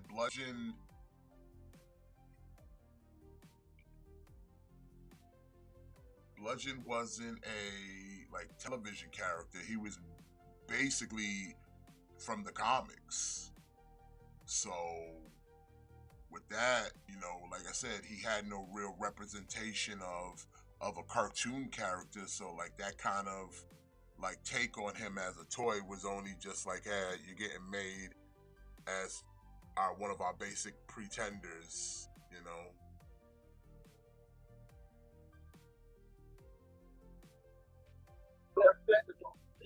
Yeah, I feel you. Yeah, I'd be okay with that. Like, just like how we're getting like like we're getting better combiners, like combiner wars. Like now we just need like proper pretenders that are actually pretenders.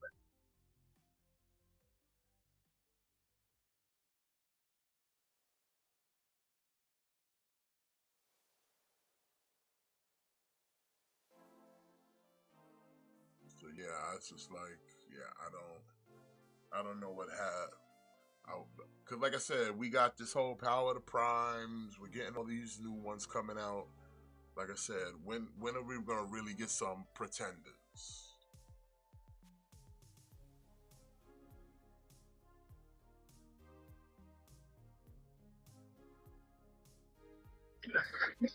Maybe maybe if they put them in the next movie, kind of like with the Beast Wars, like if they put them in the next movie, then that might kind of, I don't know, that might kind of kick something off.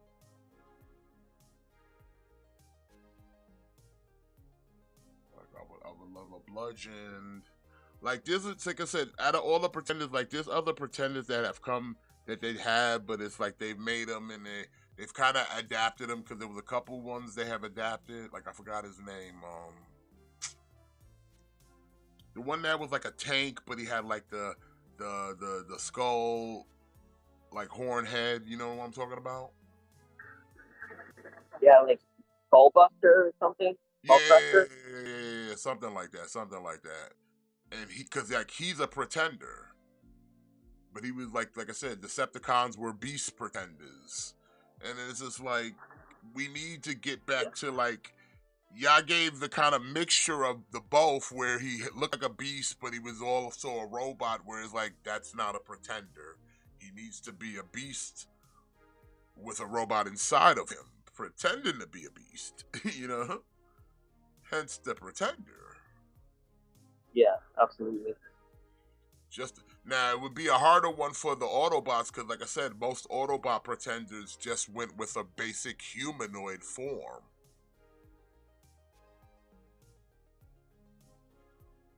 So I don't know what you would do with them, but like with the Decepticons, oh, you could do so much because all the Decepticon pretenders were fucking demons and monsters and samurai fucking skeletons. Hell, one dude Yeah, they were had like a they were like all a the cool nautical ones. helmet on his head with like tentacle hands. Like it was crazy. Yeah, like see, like the Decepticons were all the cool ones. Like they were all the like monsters, creatures and stuff. So it's kind of hard to like, yeah, like I said, the Autobot ones were just humans in like hyper suits and shit. So it's like generic white guy number 1 and 2. So but like I said, all the Decepticons had the cool ones. Like I had one when I was a kid. It was Starscream, and he had generic white guy shell, and then I had another pretender who was his pretend shell was like a humanoid like shark looking dude.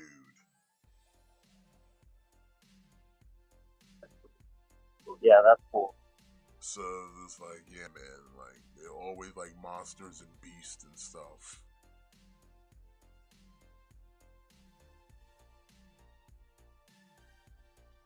But yeah, we need those. We need that Hasbro. That's what y'all need to do. Like figure out a way.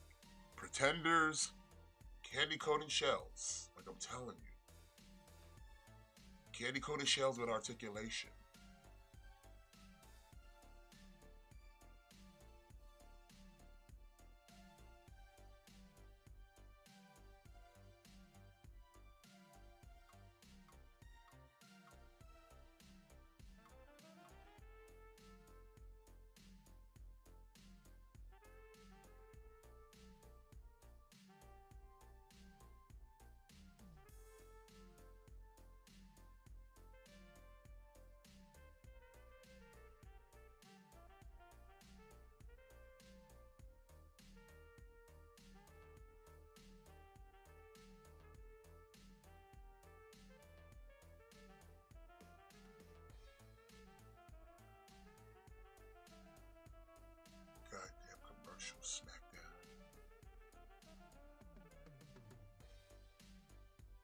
So I don't know if you noticed, you might have left by then, but when the Street Profits did their promo, they kind of named off the tag teams on the SmackDown roster, and it really nobody there, which begs the question of why did we get rid of fucking AOP and the Good Brothers? Like he was like, the Garzas, the Machine Guns, DIY, and Pretty Deadly. Pretty Deadly. That's the extent of the tag team roster on SmackDown side of things. It's like they really don't give a shit about tag teams at all. Cause then that means what? So Raw's got what? The New Day, LWO, what? The Judgment Day, what? The Viking Raiders.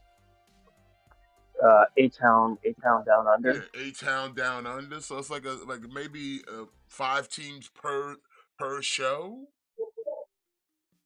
Yeah. Like that's crazy, and you got rid of 2 tag teams. You could have had 6 tag teams per show. That's what I mean. Like, I don't understand how they never really did anything with AOP, man. I don't know how they never did anything. Like in the tag team division, like you got a tag team, put them in the tag team division. Why are we not using our tag teams here? Because it's not like their tag team division is like flourishing right now, you know?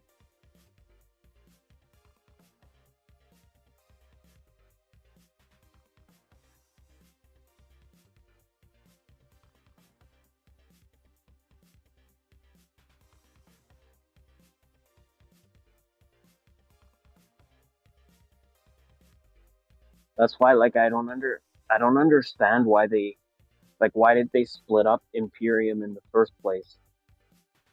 Yeah, like that made no sense. Why did we split up? Fucking Giovanni and fucking Kaiser and shit. Like you had a tag team there. You have a tag team. You rechristened the titles. Oh, that was disgusting.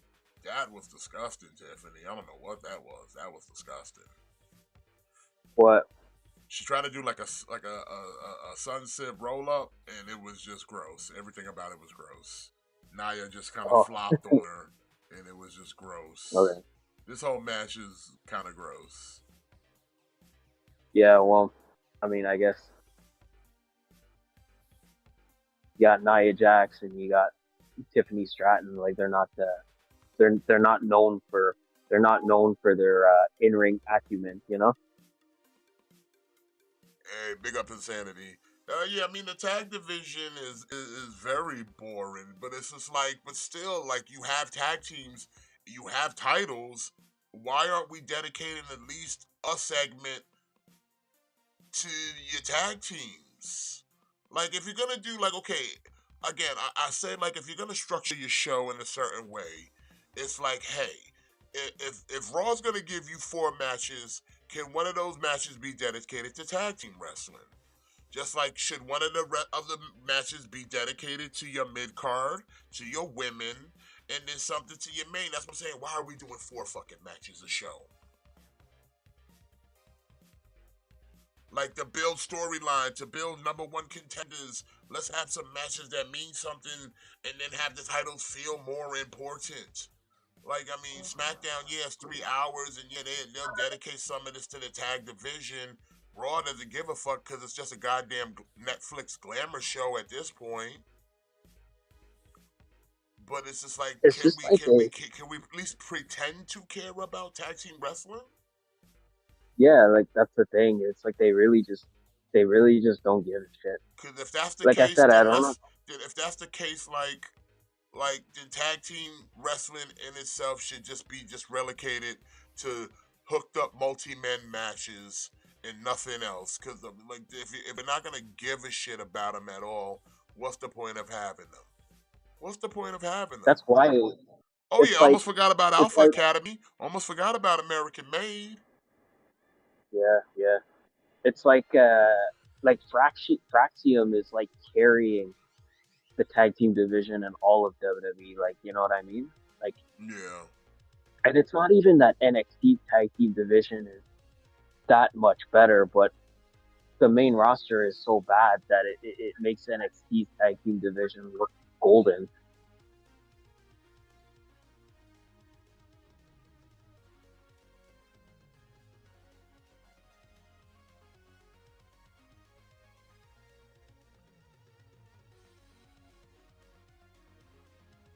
It just seems like they don't really care when it comes to tag teams. Like they don't really give a shit. Like maybe they don't see it as profitable, or maybe they don't think people are invested in it.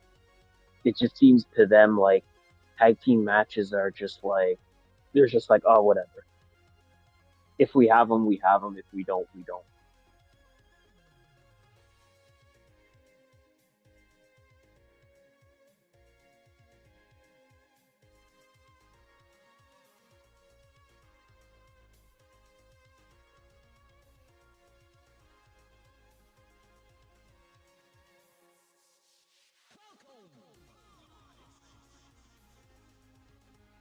It's like how many times have we seen the Motor City Machine Gun fight the Legatos? Like how many times have we seen that now? You know?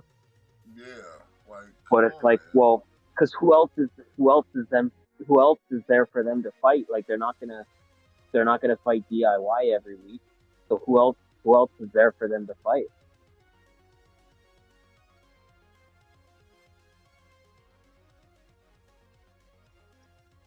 Like maybe Pretty Deadly, but even at that, you could only do that so many times too, you know?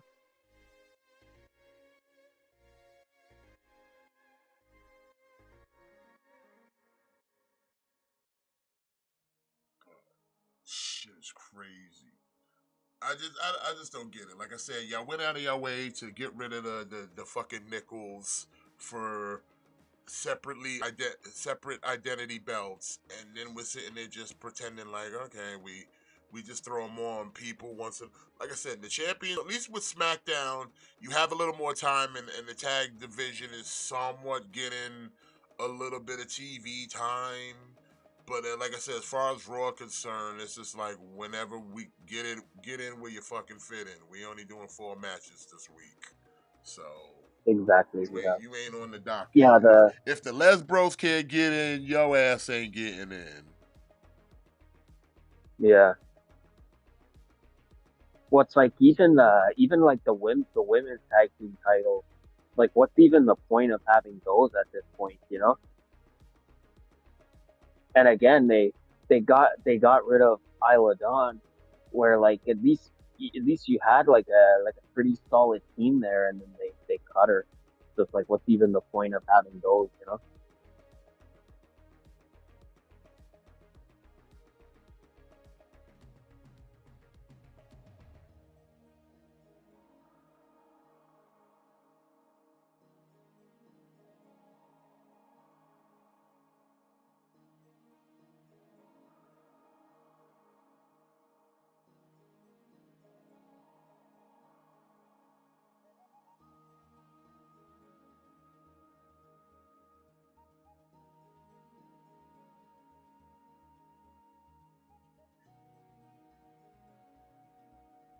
But yeah, I don't know, man. It's just it's frustrating because I always enjoy some good tag team wrestling, man, and WWE stay just be dang, like they be teasing like, hey man, we might have a good division. We got all these tag teams, and then it's like, get the fuck out of here, bro.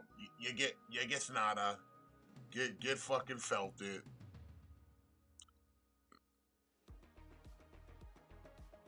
Yeah, it's just like that's what they want you to think. Like they give the illusion, but I don't know. Like again, like perfect example, like A-Town Down. Like you got them, like they're in a triple threat match for the NXT title this Yeah, weekend. tomorrow, So bro. like, We got some wrestling tomorrow. Oh, by the way, isn't that shit? Isn't it tonight? Kinda. uh, The the, Grand the, Slam, because it's Australia, and they said I 1:30 don't a.m. know. So isn't that 1 a.m. 1:30 a.m. tonight? I don't know exactly. Like it's very confusing. Like they're not they don't do a very good job of telling you what time it's gonna be. You just gotta have to figure it out, I guess. Yeah, like, so that's the thing. Like, I don't actually know. But the machine guns, here's the thing, insanity. Machine guns going to NXT would have been fine to kind of like they don't need. Yeah, you're right. They don't need a developmental. They would just help out the division. But that's the thing. They got Fraxium there, kind of doing that there. So that's why their tag division seems like shit is popping because Fraxium's out there keeping that shit popping. They needed the machine Yeah, guns like to come to. They needed the machine guns to come to SmackDown to kind of get it popping with DIY. yep, pretty much. That's why they came Like straight to the main roster. They needed someone to get it popping with DIY. Like I said, like Fraxium is they're basically carrying the whole tag team division. Yeah, they're literally carrying that tag team division. Like they're literally carrying it to a degree where like they're showing up on TNA and defending the titles because they've pretty much ran the gauntlet of tag teams in NXT. So now like they're popping off so much that they're going to like another company and defending their title. Also, I realized something. Around this time would have been the Dusty Cup already, so we kind of foresaw this year's Dusty Cup because the Dusty Cup would have happened this year already. Yep. Because I think most of the Dusty Cup winners was at like Vengeance Day or around that time, but yeah, they didn't do the Dusty Cup this year, or maybe they'll do it later. Who knows? Yeah, they might. Maybe they kind of postponed it. Maybe they wanted to work out that TNA thing. Like maybe they wanted to get that more like concrete, so that like okay, we could have some like TNA tag teams in it now. Like maybe they just wanted to kind of like iron that out a little more, you know?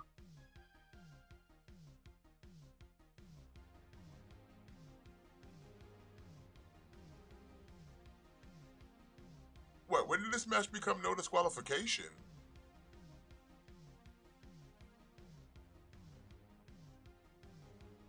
When did this women's match become no DQ?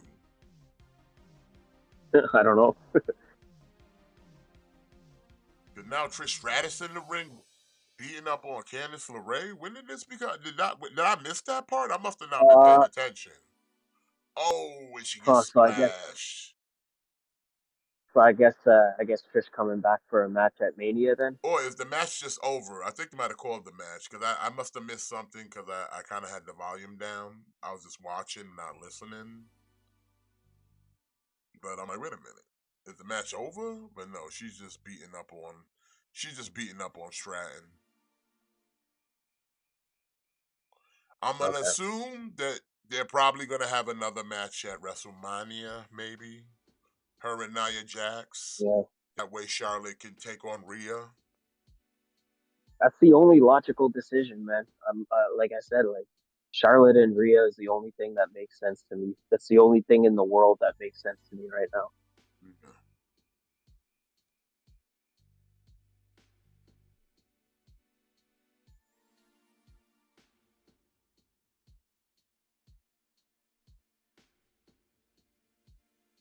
I mean, I feel what you're saying, Insanity. I feel what you're saying about that. Where, like, I mean, maybe they could have been done better, used better in NXT, or maybe even on Raw.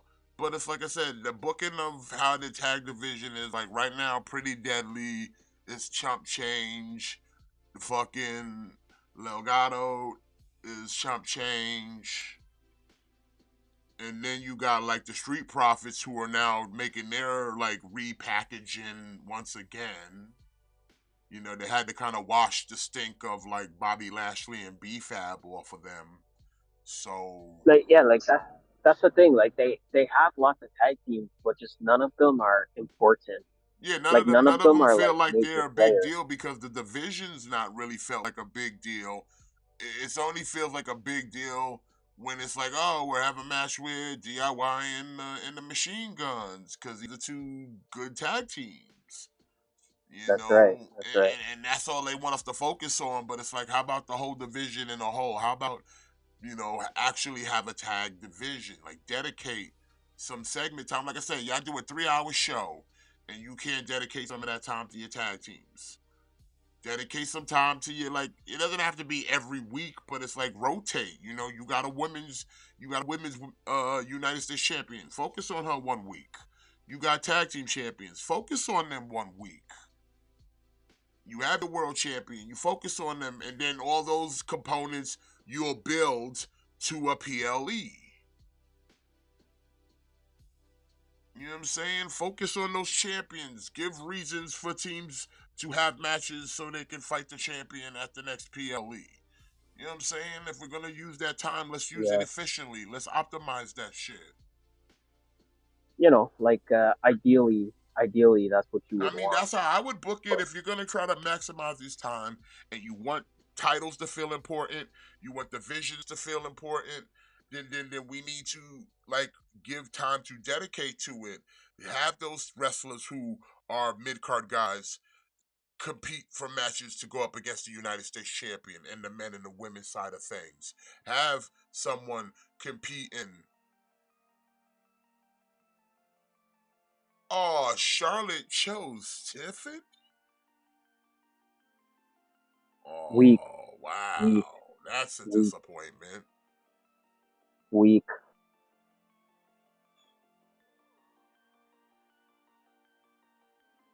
That is kind of fucking weak. Yeah, it's you know what? It's funny too because it's like all the people that are like wanting that match, like all the people that were telling us that like that's the better match, like that's the better match. Y'all are gonna be eating words because y'all are gonna eat your words because if you think that Charlotte is not taking the title off Tiffany, y'all are dreaming. That is crazy though. So just remember like that's the match y'all wanted. Play that bean footage. Come on, all this. Play that beautiful bean footage. Oh, we're gonna find out who finally attacked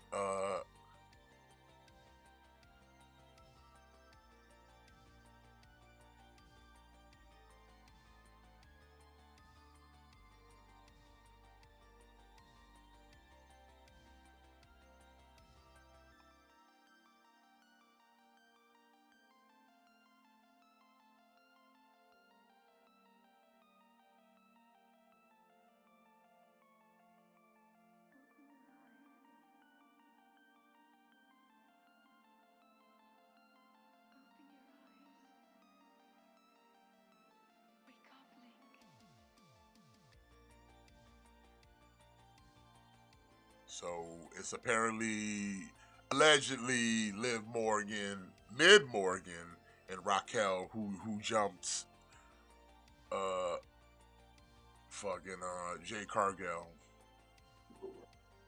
Lame. Yeah, lame. Our idea was way better. But now they gonna head back to Raw. See what I'm saying? Like, that's the kind of things you should be doing, where you should have stuff weekly dedicated to things to build up that part of the roster. Even though they're not gonna probably do much with this, maybe have a tag team match. But I mean, like, this is something that should be done consistently. Instead of just sitting there building up main events and the premium lives and maybe a handful of matches, like, can we actually have feuds and matches that mean something, that go somewhere? Yeah.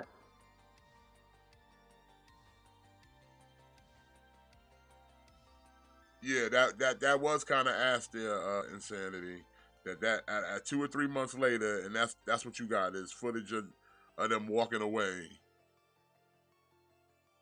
Yeah, that's kind of lame. Like, I, I think we don't even I get think we don't even get to see the attack. We don't even get to see the attack.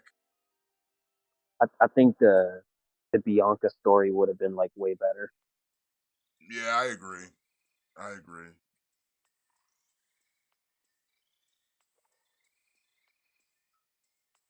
But I don't know, man. That's just craziness. Damn, son, Jimmy missed out, man. We were here with the pretty woman. And, well, he did. Well, I forgot. Jimmy has his own pretty woman.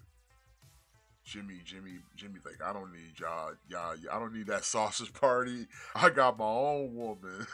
I got Yeah, Godzilla, and I got my other woman. I sweep her off her feet.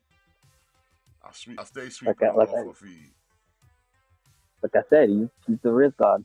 Yeah, he is a Riz God. Look at him over here holding that. Like, look at that, baby. I sweep you off your feet. I'm the Riz God. They call me Candy Corn, the lover man. They call me Candy Corn, the lover man. Trick or treat, baby. Trick or treat. You like wax? You like to eat wax? I got you. Lay your head on my shoulder. Don't worry, baby. Blades is not contagious. It's not. It's not sexually transmittable. Blades. Blades ain't sexually transmittable, boo. You good.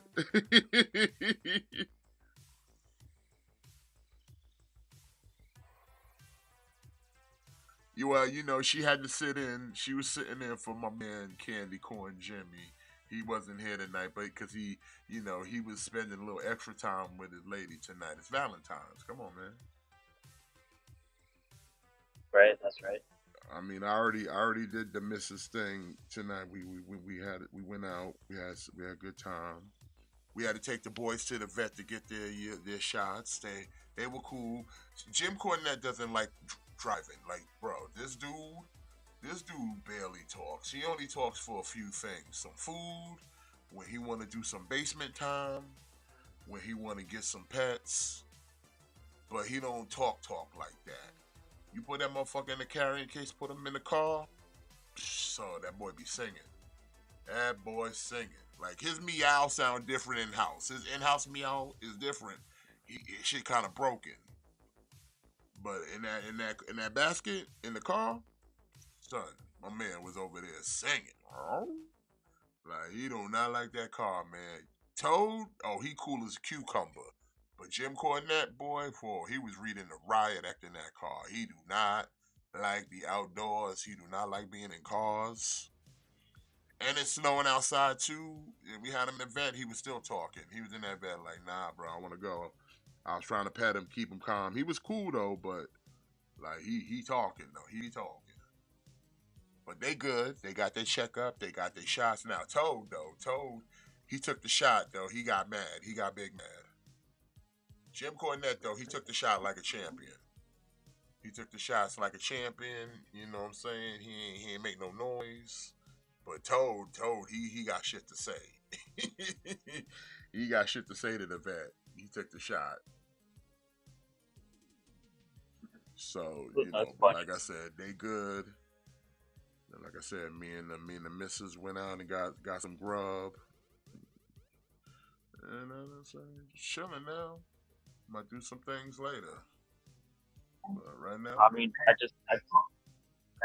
I gotta work, so like I'm not really doing anything tonight except working. So it is what it is, you know. yeah, man, shit, it happens sometimes.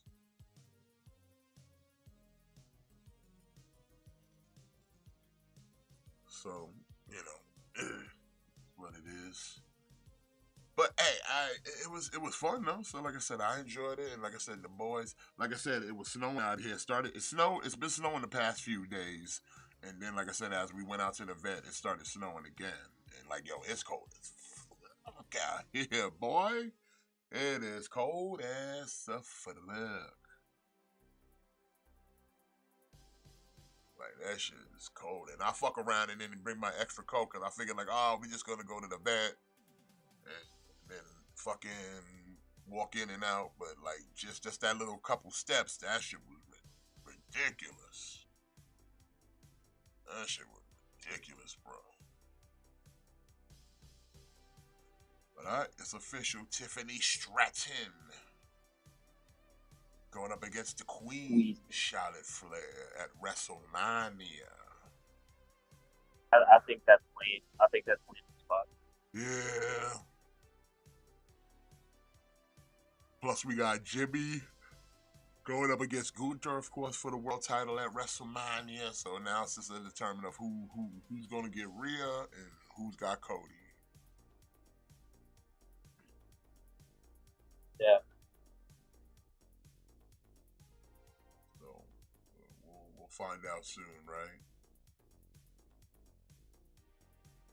Yeah, it's kind of crazy if it's not Punk.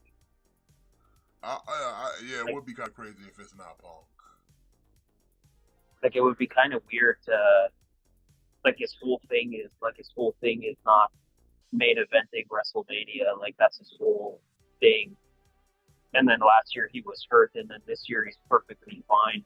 It would kind of be wild to not give it to him this year.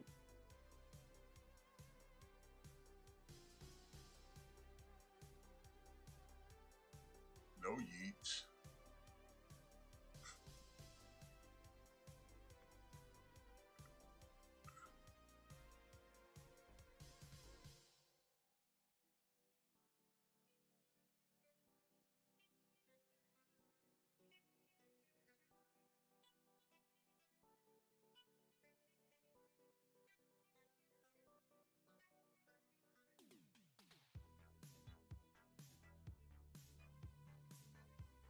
Ron, we got a triple threat for the Elimination Chamber. Priest, Jacob, and Strowman.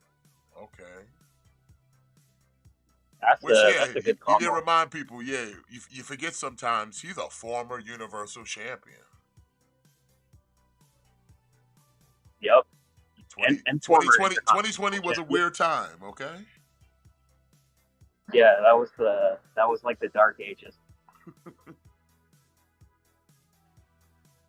2020 was a weird time, buddy.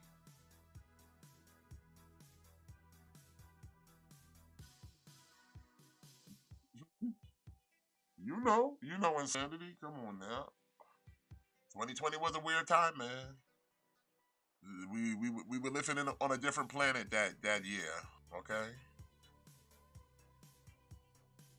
Like I said, it's that part of the lost it. I think lost it to the Fiend, and then after that lost it to Roman, and then we were off to the races at that point. If I'm not mistaken, right, Matt? Braun got the title, lost it to the Fiend, yeah, and then lost it to Roman.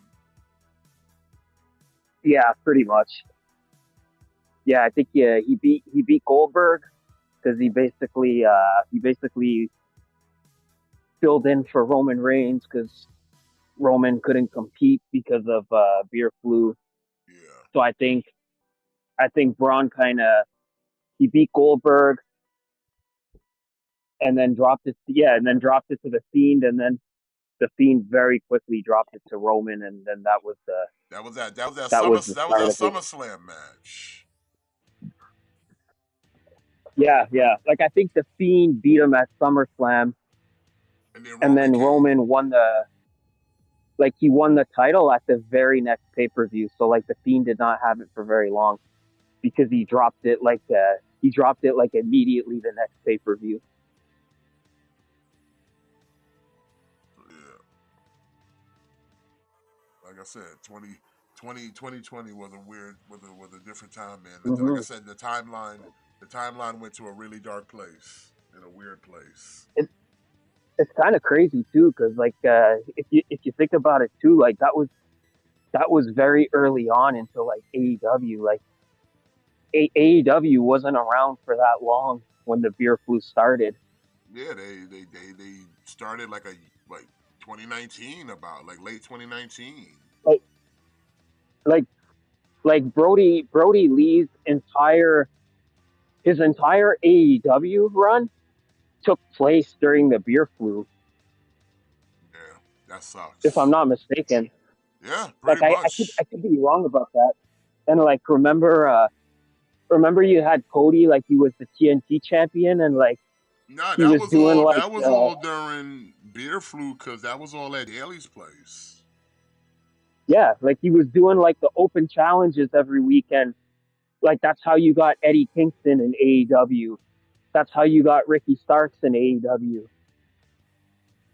Oh, speaking of which, I know we probably talk about this on Monday, but since we're here, yeah, Ricky Starks pulling up on NXT this week.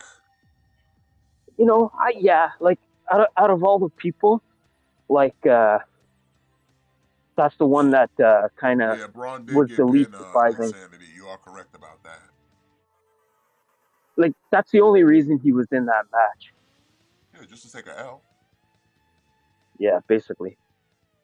Like that's the thing, right? Like you gotta consider like Braun was never supposed to get the title in the first place.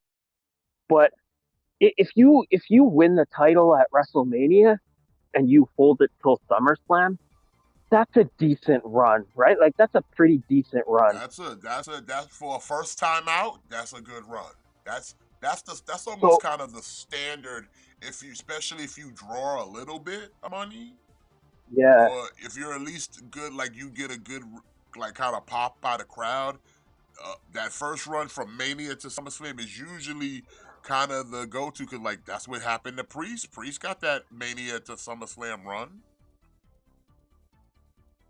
yeah. So considering Braun was not really supposed to be champion in the first place, they let him run with it. Like you could kind of say his title reign, like you could say his run was what it was, but like at least they let him hold on to it for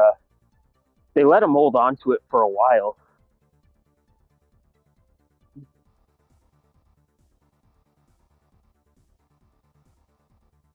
I mean, same thing like with Kofi Which, Kingston. which you I know mean, what? his lasted a little longer than Mania to SummerSlam, but the outcome of him losing was just like, yeah, record breaking though. I could be completely wrong. Like I could be completely wrong. I'd have to double check, but if I remember, wasn't it the Fiend that took the L in that match? Nah, it was Braun. It was Braun. Okay.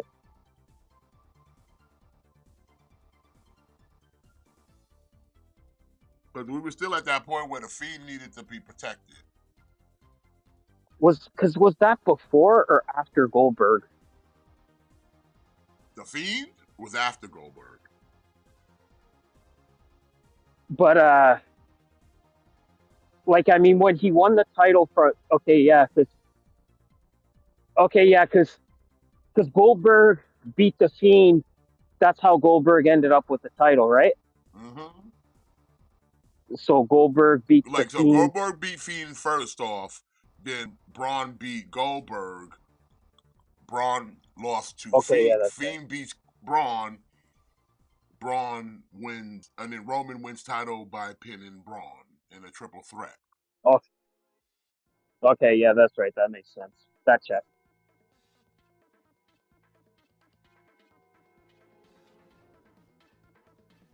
So, so. But yeah, like I said, 2020 was a weird time for wrestling. That was also like if you think about it, like that was also really where the NWO started to drop. Like pre-pandemic, like You mean NWO was fucking. NWA? Yeah, sorry, NWA.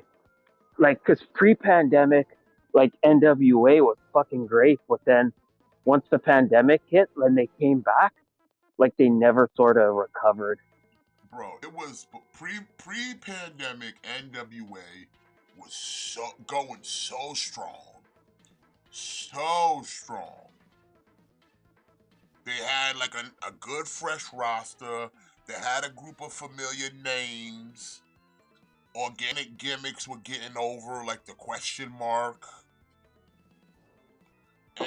Yeah. And the studio style wrestling was getting over. Yep.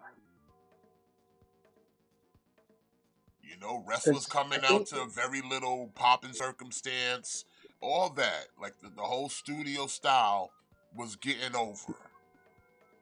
And then the pandemic hit and that shit was done. That shit was yeah, done. Nobody stuck around because cats was trying to get paid elsewhere for cats who could wrestle, and there was only 2 games in town that were wrestling. That was WWE and AEW. And AEW, they lost a lot of their roster, so yeah, they took whoever they could get. They took whoever they could get, whoever was local. And hey, some of them cats ended up with permanent jobs. Some of them ended up with like part-time jobs. Like Willow Nightingale's one of them. She was someone who was just an extra, and then like, hey, she pretty much a permanent fixture there. yeah.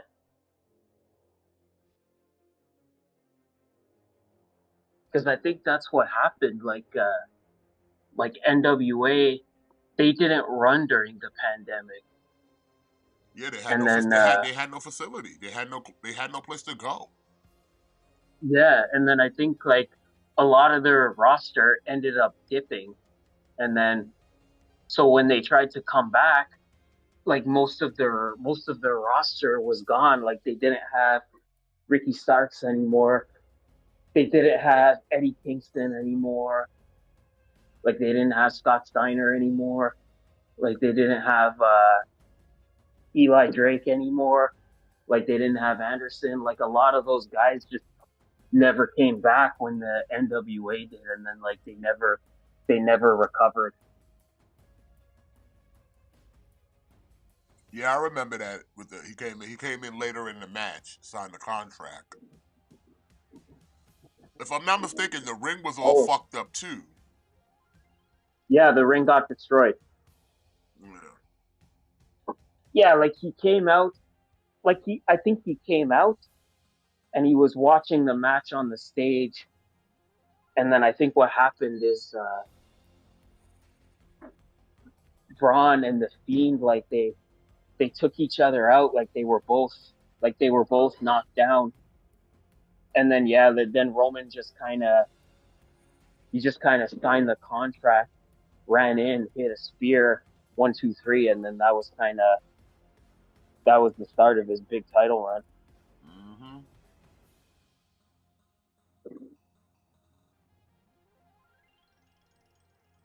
Especially that kind of was into like that started like that was around like when we was in the Thunderdome era. Damn man, remember the Thunderdome? Remember the Thunderdome era? Man, that was a thing. And it's like, damn, I'm sitting there thinking about it like, yo, shit, that was 5 years ago. That's crazy. It feels like yesterday, man.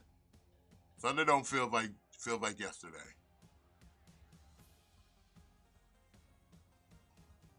Like that shit was crazy. Yeah, that was a wild time, man. Like I said, that whole pandemic era was fucking weird. They should call it like wrestling shouldn't call it like the pandemic era or nothing. They should just call it the quiet era. Like shit just got really quiet. With no Yeah. fan, especially with professional wrestling. When there's no audience in the crowd, the shit is just very quiet. It's a very quiet thing outside of the men thumping and stumping and grunting. It's very quiet. But you could also argue that one of the best things to come out of that era was that's when Ring of Honor brought back the Pure title. They did, yeah, they did bring back the pure title. Yeah. Like I said, once And cats kind again, of like, came to the realization, like, okay, we can do wrestling, but we're gonna be wrestling alone. And like, oh, okay. We might be able to and like pump in some fake noise. Like I said, AEW had the luxury. Like I said, they had local wrestlers that they could just kind of schmatter around the ring just to give it a form of ambiance. We did get like a lot of unique, like, creative matches. Like, we got the Boneyard match and the Firefly Funhouse match. Yeah. We got all those. Like I said, we got all those cinematics. Shout out to Broken Matt for kind of setting that table for everyone to see that it can work. And he was doing that before pandemic. So like I said, you gotta give props to the guy that showed that, hey man, if done right, it can work. So like I said, shout out to Broken Matt Hardy for that one. The original V1.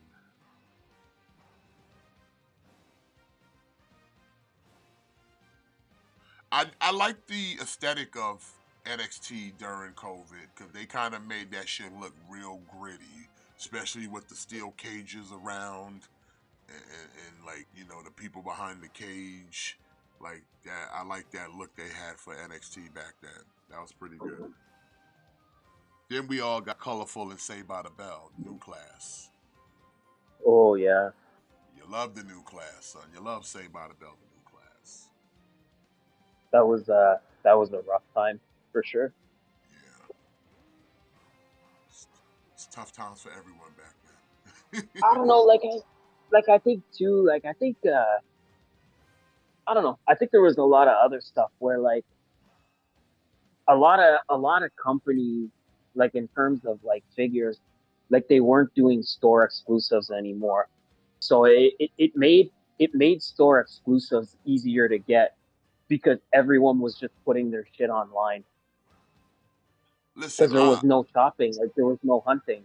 So, like, everybody was just putting their stuff online. So I think that made collecting a lot easier because you weren't having to try to go to stores to find exclusives and stuff because everybody was just putting everything online. listen, I got back into collecting at the perfect time, bro. Like you couldn't even align the stars because when I got into collecting, especially with the masterpiece stuff, it was literally at the infancy. So it's like I was like all the figures that were like hard to get now were still available to me. So like I was just picking them up everywhere I could get them. Like I said, all the earlier ones before the 2.0s and everything. It was like all the original Fans Toy Dinobots before they became a rarity. They were just out there at my local comic book store because some dude sold his collection. Some dude Yeah, sold his collection, and I came in and swooped all of that shit up. All of that shit. And all he had was straight masterpiece and third party shit in the early infancy. Fans Toy Dinobots. The rest of them I picked up myself because like he had the Fans Toy Slag, and so I grabbed that, and he had the masterpiece Prowl, Wheeljack, and like Smokescreen. And I bought those. Plus, he had the Toys R Us Masterpiece MP10 complete in box. So I bought that. Like, that was my foundation right there on Masterpiece. With like those characters. That. Plus, I bought L. Plus, and then I had the Masterpiece Dinobot itself. So like that was my foundation on like Masterpiece Transformers. And then like once I discovered they were like, hold on, we got a third party that's making Transformers, and that was Fans yeah, Toys. And then I started doing yeah, some research, I started doing some digging, and then like next thing you know, like I said, and because it was at the beginning before everything really fucking blew up, this is probably like I wanna say probably like 2015, 2016 maybe, when it really like started picking up. But like I said, like it was starting and like it was a slow thing because like I said, Masterpiece was still like the dominant force as far as the upscale transformer. Like I said, that's why everything is called the Masterpiece scale.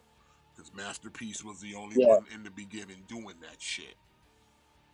Yep. But once the third parties came on the scene, they were like, okay, we're going to give you high-end Transformers Masterpiece scale. So it'll accompany your other masterpieces from Takara. And then X-Transbot showed up. Mastermind Creations. Like a lot of the companies also, the third party companies in the beginning were just doing like upgrades.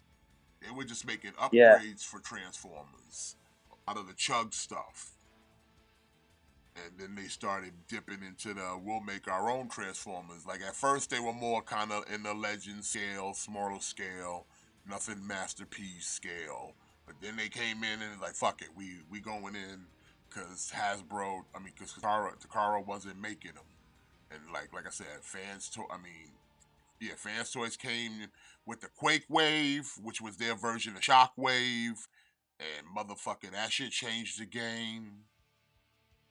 I never picked up the Quake Wave because, like I said, at that point, it was one of the first ones, and it was the first one that was first in, first out, and it was hard to come by again. And by the time they got a reissue, Master Takara already put out their official Shockwave, and I just kind of went in on that one. Yeah. But that Quake Wave shit was nasty. That Quake Wave shit was nasty. But that shit, like I said, but then it just as got to a point where, like I said, it was just off to the races, and then every third party company was coming out with something. Next thing you know, X-Transbots showing up with the Apollyon, which was the first really official masterpiece scale Megatron that transformed into a gun. Like it was crazy, bro. It was crazy. Like the boom when the boom hit. Especially for the collecting of Transformers, that shit was crazy. Now, also, like I said, around that same time, Marvel Legends was doing the same as well because, like I said, I think the Legends just started kind of really ramping up around that time.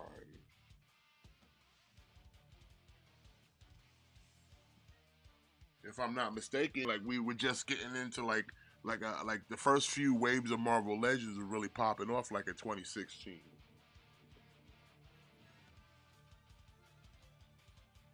Yeah, like I think I think that was not too far off. Yeah, like I think it was around there because I remember when they did the return of Marvel Legends, like a lot of those early waves like really sucked. Like like you remember like when they had like the Hit Monkey wave, like you had the Rocket Raccoon wave, like Yeah, I remember seeing them in you stores. recall? I never got in on it. Like I said, I kind of moved. I kind of came in on the Marvel Legends, kind of like almost like year two of them being out and about. Yeah. Like I didn't go in on them that first year of waves. Like I said, I missed out on a lot of those. Yeah, like so see like that's when I started like me like I started getting back into collecting like right when the Marvel Legends started coming up again. That's when I kind of got back into it heavy, and like a lot of those waves like stuck. So like it was a couple years after that they started to really get good again. Yeah, especially after like the previous ones that had those rounded ball jointed hips. Like those are terrible. Yeah, Those yeah, they are are. Like terrible. that's why you see a lot of people like that Cabal 3-pack. Like people wanted that Iron Patriot because the Iron Patriot that came out in that time was so bad. Yeah, you need to update at this point. Yeah, like the Claw, like Constrictor, like the Emma Frost.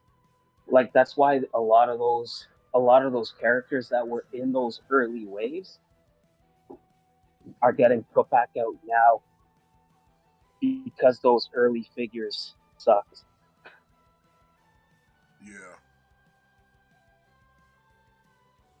So like I said, Like they were I got in like experimenting. kind of right after, I would say, the wave I came in that I had to kind of catch up on some was like that first Juggernaut Build-A-Figure wave.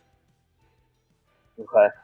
And like I had to go back, and I didn't finish that wave of figures, but I needed certain figures from that wave. But then I finished that whole Warlock wave Build-A-Figure. So like, yeah, see, like Because that was the point I needed where, the Cyclops and all that to build an X-Men. So like I needed that wave, and there was a lot of key figures in there at the time that I needed. yeah, And like I managed to find a way to get all those figures.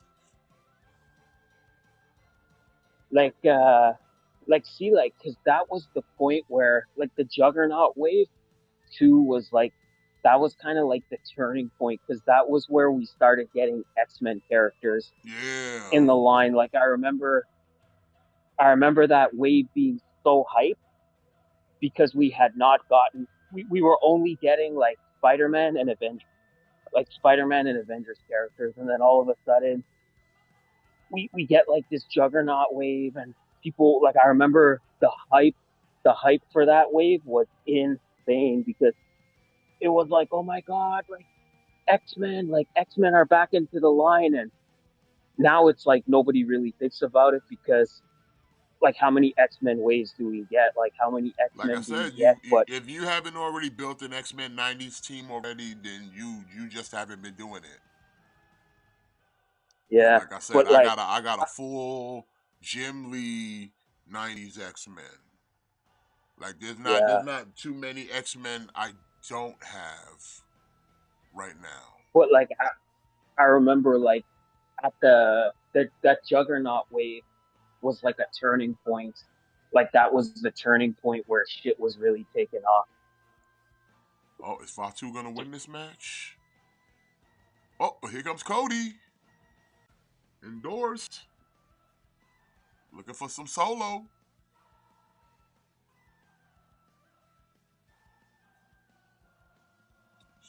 All right. But all the men are down. Oh, but here comes Tama. Should have known Tama was coming.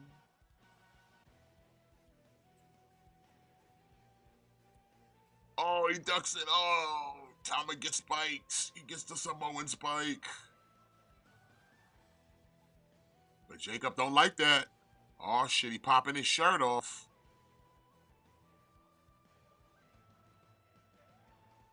Oh.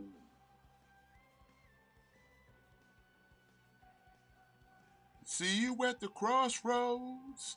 On the outside. Oh, on the outside. Hit him with the crossroads.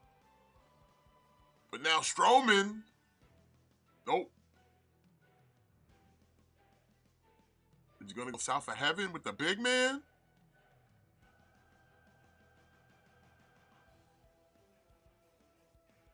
Is that going to be it? Is Priest going to the chamber?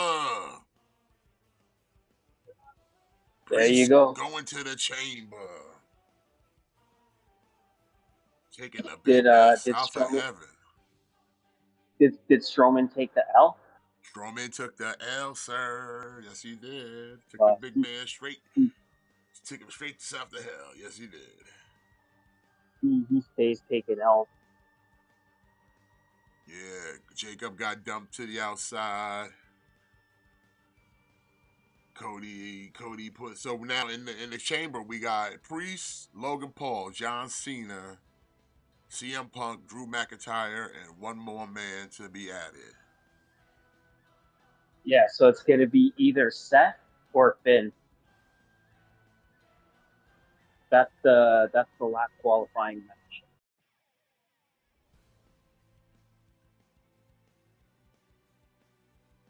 Okay, all right.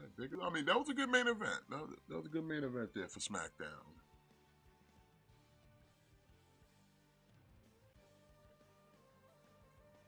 And I think that'll do it for us here tonight. Now that the SmackDown's over, and hey, man, Matt, I appreciate you sticking around, man. I thought you know.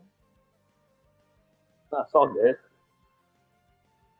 I know you gotta get that paper. Yeah, it's. I was just making my way to work anyway, you know. I hear that. As long as like my it wasn't too like as long as there wasn't too much like background noise. Nah, we ain't hear nothing over here. And so I kind of figured you'd tell me if it was rough. I've been at work for like 20 minutes. That's what's up. But hey, ladies and gentlemen, yeah, we're gonna call it here, man. Want to thank everybody for coming out, hanging out with us. We do appreciate it. As always, man, smash that like if you're digging this. Subscribe if you haven't already, and ring that bell so you stay notified. We'll be back here next week to talk some more toys, make some more noise. Keep an eye on that Leo Kai's. Hopefully, Candy Corn will be back here with us next week. I know he out there romancing those ladies. He out there romancing them ladies. And yeah, y'all have a great night. Enjoy y'all weekend. What's that? Oh yeah, man. I almost forgot. You gotta let the people know, man. Birds aren't real. They are not real. They are not lazy. Jimmy's the Riz God. Yeah, and Jimmy is the Riz God. And if Jimmy was here, he'd tell you to jiggle that pickle. All right. All right, yo, y'all have a great weekend. Y'all stay warm out there, and y'all make sure to always kick out. Thick boys out.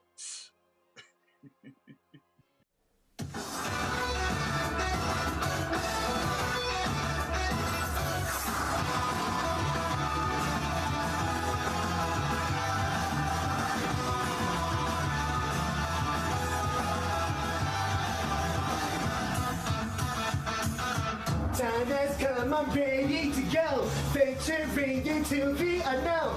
Fire's inside me, must be unleashed. People talk nonsense all the day. Shampoo kind, that's all they can say. I can't get no satisfaction. Woo-hoo! Challenge may have come. Woo-hoo! Fighting just begun, but there's no stopping. People spreading out my wings. Let's fly high. Woo-hoo! Concentrate my power. Woo-hoo! In the final hour, in the end, I'm gonna win. I hope you die. Don't you know I'm unstoppable? Don't even try, cause you will fall. I got a strength deep in my soul that gives me courage and control. I'll go beyond the limit break. The universe is mine to take. I have no fear. I think it's clear. Let's keep you high. All this Dragon Ball Super. We got the skill to